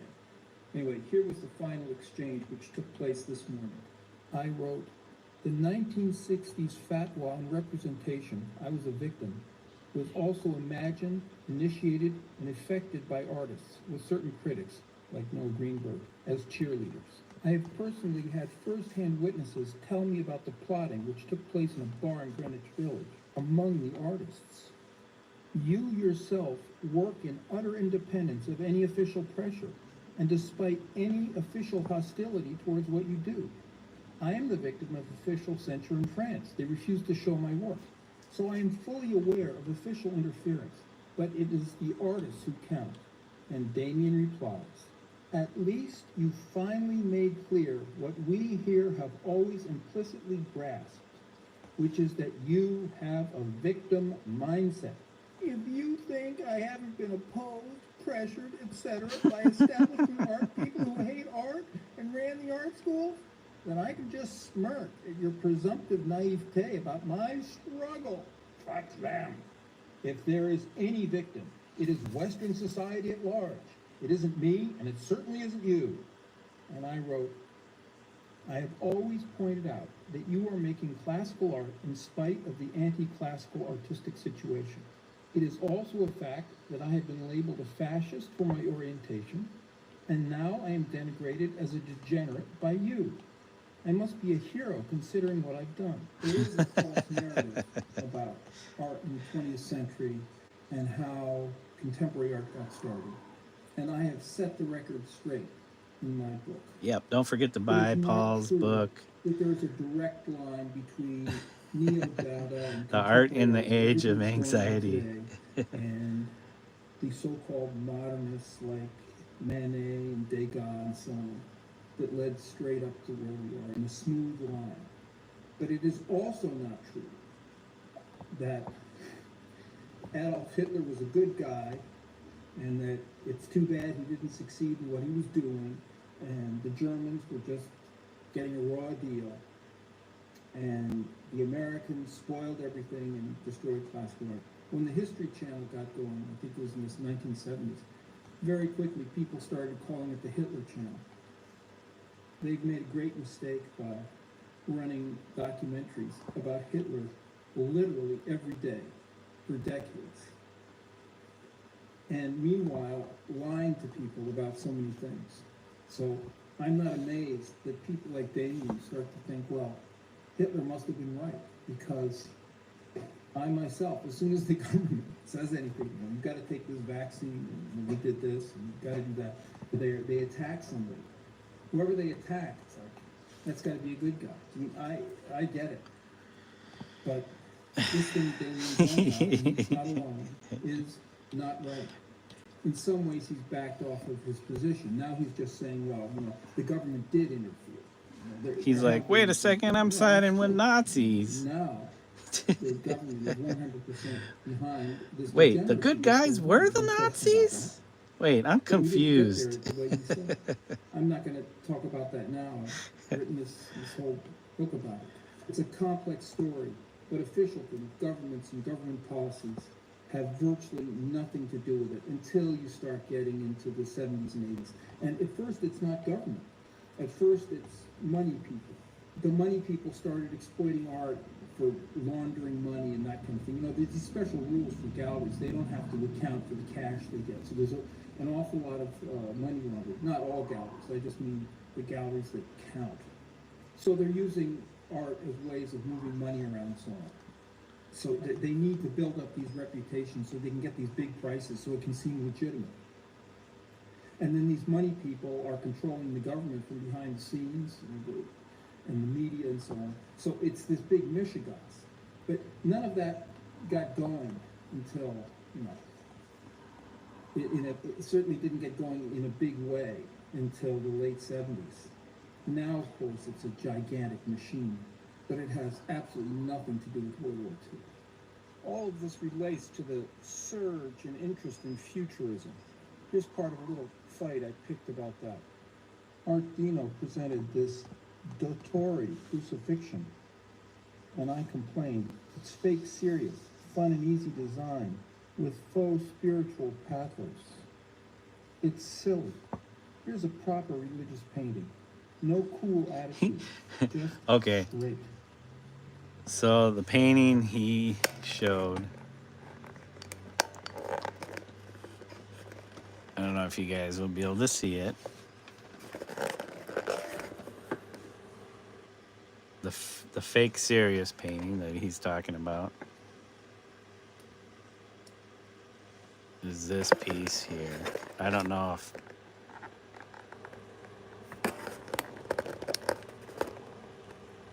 that's the fake serious piece that he's talking about. This piece, And I complained, it's fake serious, fun and easy design, with faux spiritual pathos. It's silly.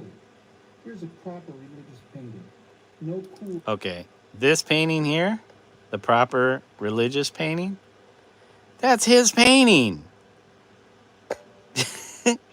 Dude, use an example that's not your work. Come on. He's just trying to promote his own work. Dude, get out of here with that. Don't cite your own piece as an example. It just makes you look bad.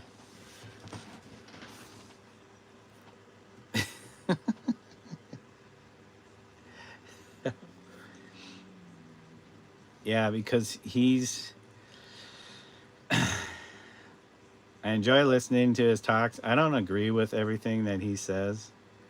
It interests me, but these guys that do these classical works are mad or feel disenfranchised because that's not the art of the moment anymore. Dude, nobody guaranteed you, nobody said, hey, life's gonna be easy, you're gonna make tons of money if you follow this particular practice of painting. Nobody guaranteed that to them. So for them to bitch and complain that nobody takes their art serious anymore is just that, just them bitching and complaining and wishing that. And I'm not saying that's his take, but that's to me what I get from this and the other people who practice a classical style of work and they can't understand abstraction and all that, and they call that art degenerate and way off the mark.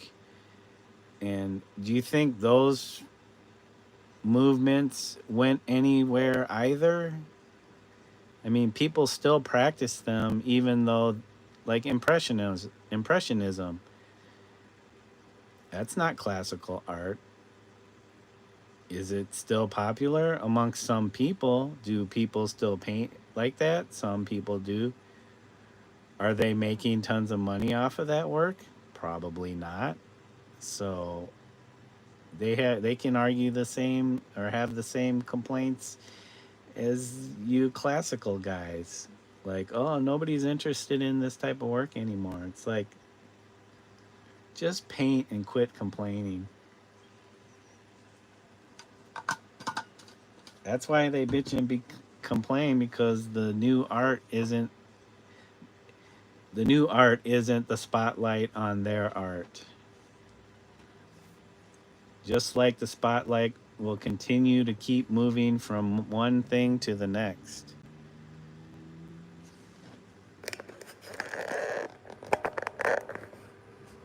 This guy, his name is Paul Rhodes. He's probably in his 60s. He's an American from New York, and he lives in France. He's been living in France since he was about in his early 30s. And he's a painter. He does this YouTube stuff. He, you know, I enjoy listening to his stuff because he seems uh, genuine as far as, art. So I've only been following him for like a few weeks now. But his stuff is interesting. Like I said, I might not agree with everything that he says, but a lot of it does make sense.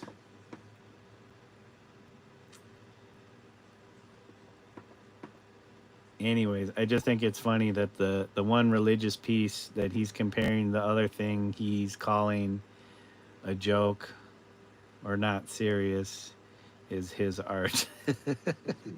Just straight. And Ardino responded, I disagree with that take. I think Dottieri's piece relates the crucifixion to the destruction of the 20th century, the orange of bombs and the spotlight blues. He's trying to relate Christ's sacrifice to the collective experience of his times and the fundamentals of design. And I complained, what fundamentals of design? Geometrical doodles? And why should an effort to make an event from the year 33 relate to the experience of 1930, interest those of us plunged in the collective experience of 2025? These sound like BS arguments. Why do you really like this so much? And I snarkily answered my own question. I think you are hopping on the Nietzsche fanboy futurism equals vitality bus, which is really about compensating for low testosterone after wallowing in emasculating and dehumanizing attitudes for too long. Suddenly everyone loves the childish flotsam of a machine-age enthusiasm. But I don't just criticize, I try to solve the problem. But even more people need to be talked down to. Gio just had his first show in New York, if you can call Helen Gone in Brooklyn, New York. It took place at this obviously prestigious venue. Anyway, following that triumph, Gio is now promoting some of his abstract work. One glance at these pieces, and right away, you're filled with the sense of the zeitgeist. The zeitgeist of 75 years ago. Gio is copying Mata and Pollock. It's amazing. Millennial nostalgia. So did other artists. I don't say copying, but borrowed ideas. And these are the guys who are accusing me of being stuck in the past and irrelevant. But I am not a victim of these people. I am their persecutor. Paul is their persecutor.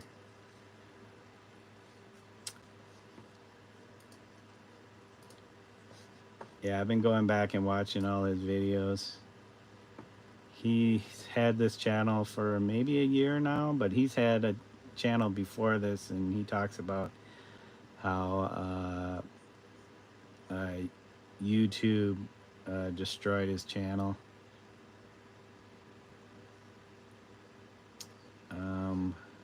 oldest.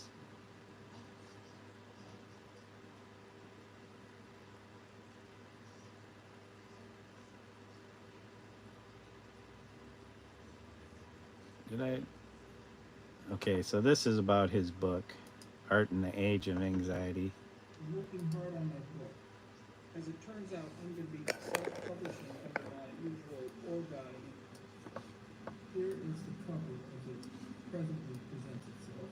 This is probably the final cover.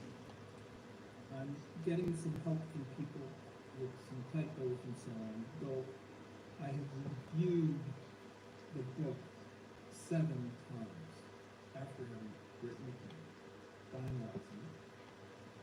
So it's getting close. There are various things I have to go through for self-publishing, and I'm hoping that it will be available for sale by May 1st. I have some friends who are helping me. I'm hoping that Gio will write a blurb for the back cover. Few little typos will be picked up by friends, but the book is in pretty good order. I'm not going to be trying to make any money with this book. It's an important message. This is concentrate with Paul talk. What I'm saying in this book, I think, needs to become part of what's going on, what's being thought about in the whole rad trad sphere. Because as it is now, it's not going to go anywhere. The efforts that people have made to do something about art ever since, let's say, the 1990s, when efforts like this started to be felt a little bit in the world, have not gotten anywhere. And I think that my book explains why and lays out a direction that could possibly work. Solving the problem of society, the problem of the culture, the problem of the zeitgeist is one thing. But nothing is going to happen until there is art, until there is painting that is really convincing. It's not ideas about art, but compelling art that's going to make a difference. And this book is also about that. I will welcome any help for promoting this book. Oh, we got Travis online.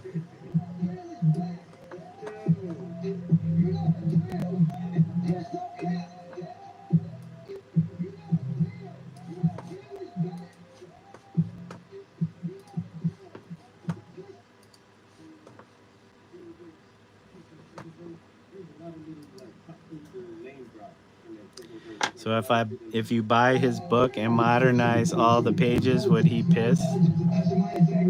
Holy crap. Too much bass. You just take his book, modernize it, and put your name on it. Yeah, I think he would be okay with that. Start making a ton of money off of it. Like, he's not doing it for money, but somebody else. It's like open source.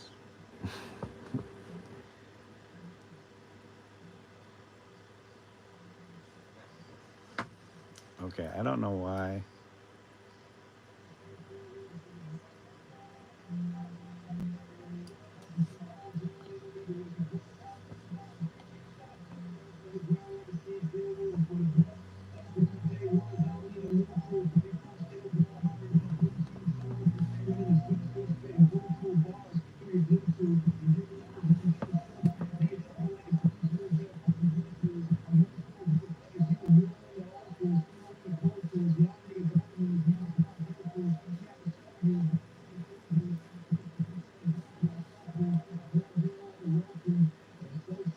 Oh, this is Travis's new song he was writing the other day.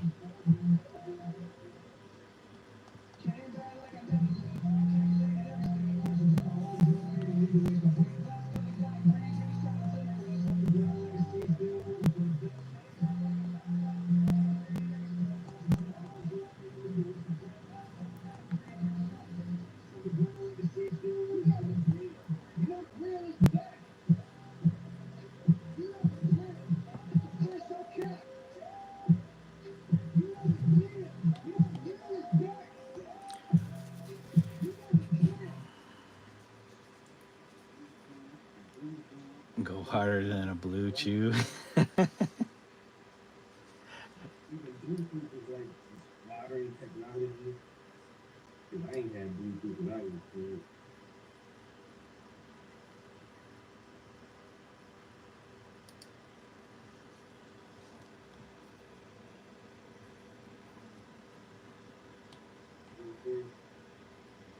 Bluetooth, Zuzu, Bluetooth, Suno, Pro Tools,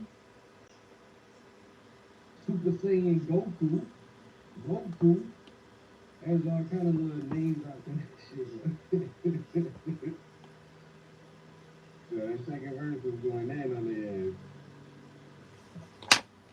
is this go harder than a blue?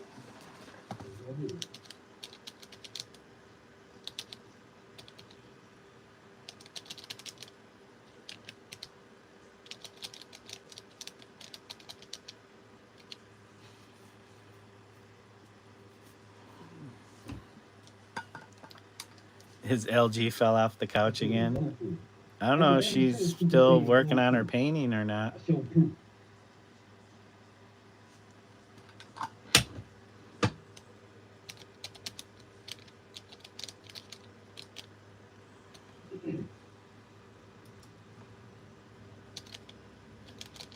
I did legs today. I ain't gonna lie, man. I be Omizu was good. Since I'm complaining about being winded when I run up and down these goddamn stairs, I actually started doing a little more cardio at the gym. Specifically the fucking stair climber. And I'm like, you know what? I just do that for a couple minutes. No. That shit, yo, I can only do like 5 minutes on that shit, yo. And I'm about to pass the fuck out. I'm about to pass the fuck out. I don't know what some people like, they be running up and down. I be setting my shit like on, I ain't gonna lie, yo, honestly, I'm being dead ass. That should be on like 8 or 9. I ain't even want to see what 10 look like. I just put that shit at like 9 is the highest. And I be stepping, you know, and it be like a good pace.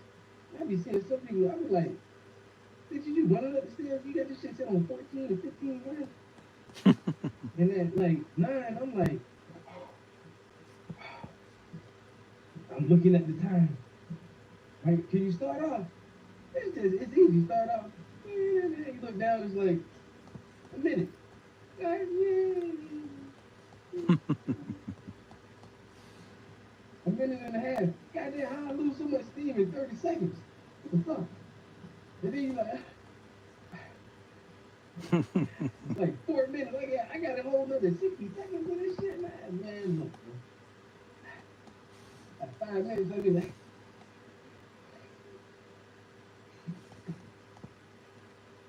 sweat everywhere. Alright, I can't. This morning, so I challenged myself. I did 6 seconds on 9 this morning. 6 minutes on 9. So I think I'm trying to get to like 8 minutes at that same speed. If I can do 8 minutes at that same speed,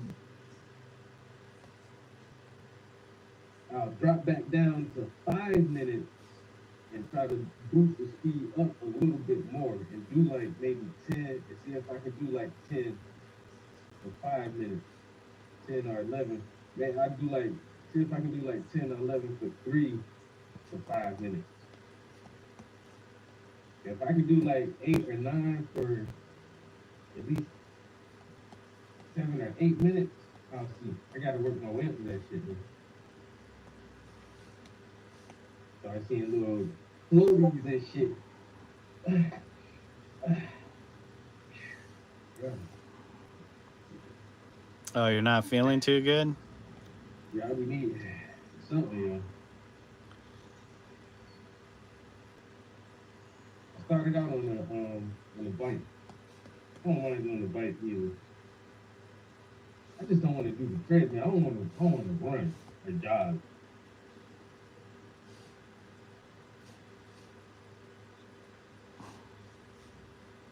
You know, I don't do that. I rather pedal or climb All up right, the laughing stairs girl. instead of I just, hope you feel better. you know, I don't know. There's something about the treadmill. I don't like that shit, man. Yeah, it sounds like she's not feeling too good. Never did really like the treadmill. Huffing But too then much. also, you know,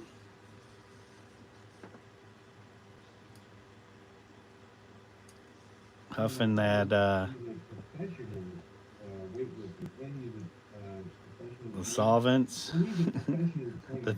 thinners, huffing thinners too much. And not weightlifting, but like the bodybuilding shit, where you just go there and show your body off, not the actual weightlifting shit. You know what I'm saying?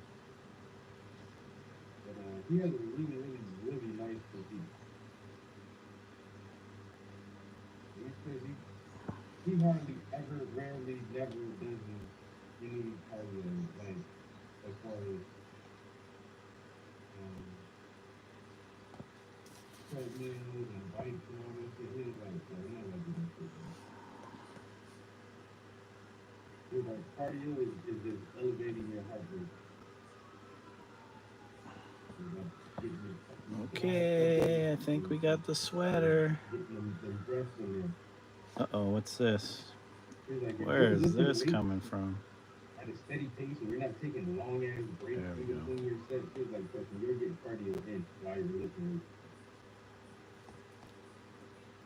10 seconds, 15 seconds max in between sets. He's like, you do your sets like that, you will get cardio and you will start breathing fast and breathing heavy and your heart rate will elevate. And I know that some guys, I mean, well, a lot of people, they'll do a set and I sit down and they're on their phone, sit back, and they'll be taking like 35 to 40 seconds, damn near a minute in between each one of your sets. I don't do that shit, man. 10 seconds, 15 seconds, I'm trying to get my next set in. And that's why he also told me, like, I don't give a fuck what body part you're working out, what day it is, chest day, back day, leg day, or whatever day it is. If you're in the gym longer than 45 minutes, fucking off. You're like, you're just fucking around now, bro. You're like, it don't take nobody an hour and a half, 2 hours to get them through that workout. It's like it's done.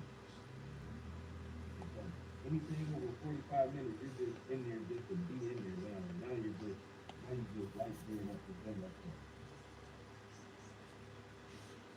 There's this one right there, and I don't know how to, like, it kind of does keep me out a little bit. I'm not sure. Because I don't know his motive, but either he must be retired or whatever. He's always been I don't know how, exactly how old he is, but he looks like, he could be retired. But he's still, fit enough to be up early in the fucking morning and at the gym faithfully, consistently. And I mean, it's like every morning. He's there every morning. But the thing is, like, I always love doing, I normally go at the same time every morning. I'm there anywhere between 4:15 and 4:30. And normally, this guy is there before me. By the time I get there, normally he's already there. Normally, he's already there. And that means, bro, you gotta be getting to the gym like 4 o'clock in the morning. But then on top of that, he's normally always there early in the morning. But then it's like, no matter what time I go, he's there. Like, when I get to the gym, he's there.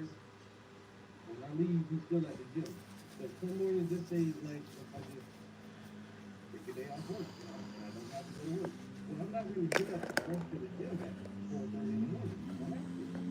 If I take a weekday off and it's my workout day, I can kind of, like, take my time getting to the gym. And so sometimes I'll just go at, like, 6:30 or 7 o'clock. And sometimes sometimes, like, if I go to the gym at 6:30, this guy is still at the gym. He's still there. At 6:30, 7 o'clock, he's still there. He's saying when you've been into 3 hours, you're at the gym every day. You go to the gym every day for 3 hours. Ain't that much working out in the world. It's not. There isn't. Not supposed to work out and That's do a like some regular terrible for his age, but you're not like super like star level fitness physique either. You're just like guys. Like you got a old man granddad size. Like what if you right at the gym for 3-4 hours a day, every day? I just find that odd, to say the least. That strikes me as weird.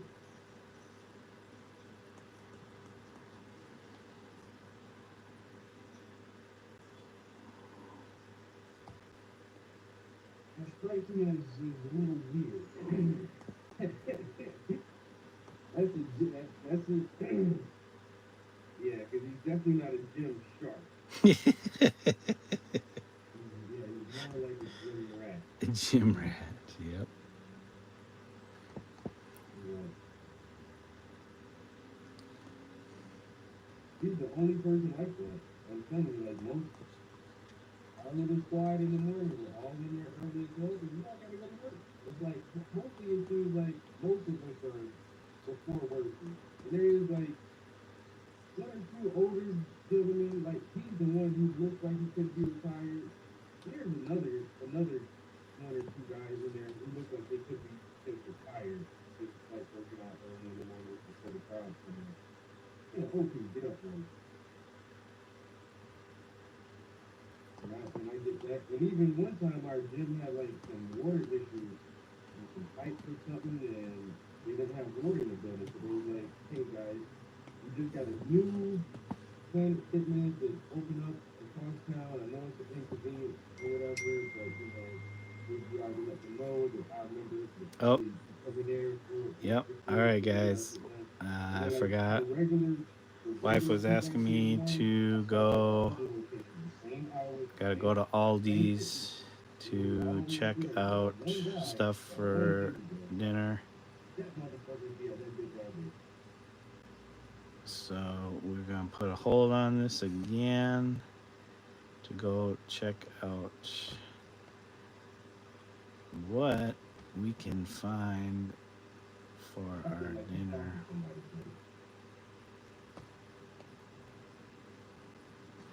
Just when I was really getting into the groove of this, got the hands done, and that meant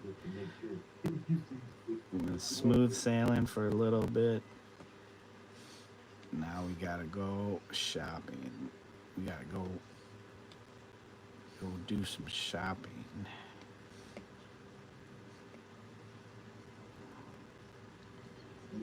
Get to the store and shop. Yeah, we have a table machine. I like doing my tricep. I do tables for the tricep, for pull down. And then once again, like a lot of my workouts I do like supersets, so I can do cardio at the same time. I don't know if I have one of my triceps, but I'll do tricep straight pull down 7 times. Then I'll do over the head 7 times. Then I'll do reverse pull down 7 times. And I'll do that with I think that maybe it shouldn't be with this one. I guess it's like 65 pounds.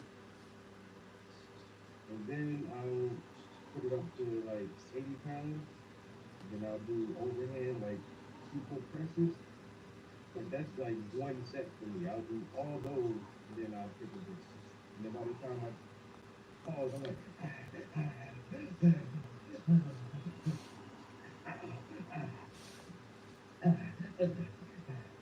and then I'll pause for like 10 seconds, 15 seconds. I'll just right back doing that whole shit. I like doing that on cable. Um, there's another superset I do for like the top part of it, my chest. You have to have like both cable sets, and then you take them high, and then you pull down into the front, and then you put them parallel with your shoulders, and then you pull in, and then you pull to the floor, and then you pull up with your arms up like this. And I'll do 5 of those. Sometimes I can get 7. Not on the pull up, those are the hardest ones. But on the pull down and the straight one, I'll do like 7, and on the pull up, I'll do 5. And I do those with 25 pounds on each. And that'll be one special set. Do that, and then do that shit. And then I'm like, and then I can't breathe till my damn chest hurts. I work out for pretty good.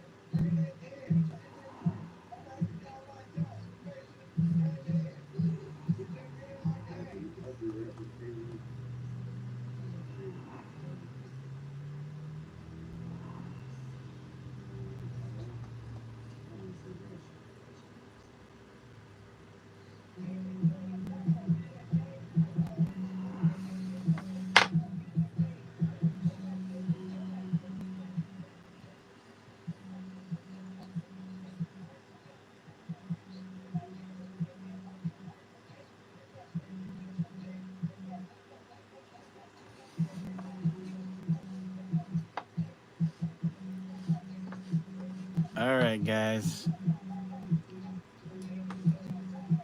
I don't know if you're still with me, Ox, but I am calling it a session. I'll be back later on, but I got to go run some errands for some dinner. Working on dinner tonight. But I will be back on as soon as I get those errands run, unless the wife is like, can you start some food? So there will be that.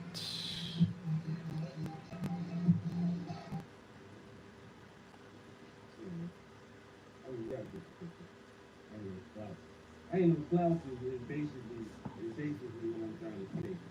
You know, I be smoking this. All right. We got the face. Now we got to do the hair. So we'll be focusing on that when we get back. But I want to thank you guys for hanging out with me. Ox, LG. Who else we had in here? Do we have anybody else? Oh, Joel. Can't forget about Joel.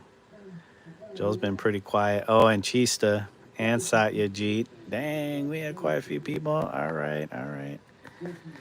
All right, guys. Thank you for joining, and I hope you all have a good day, afternoon, or evening, where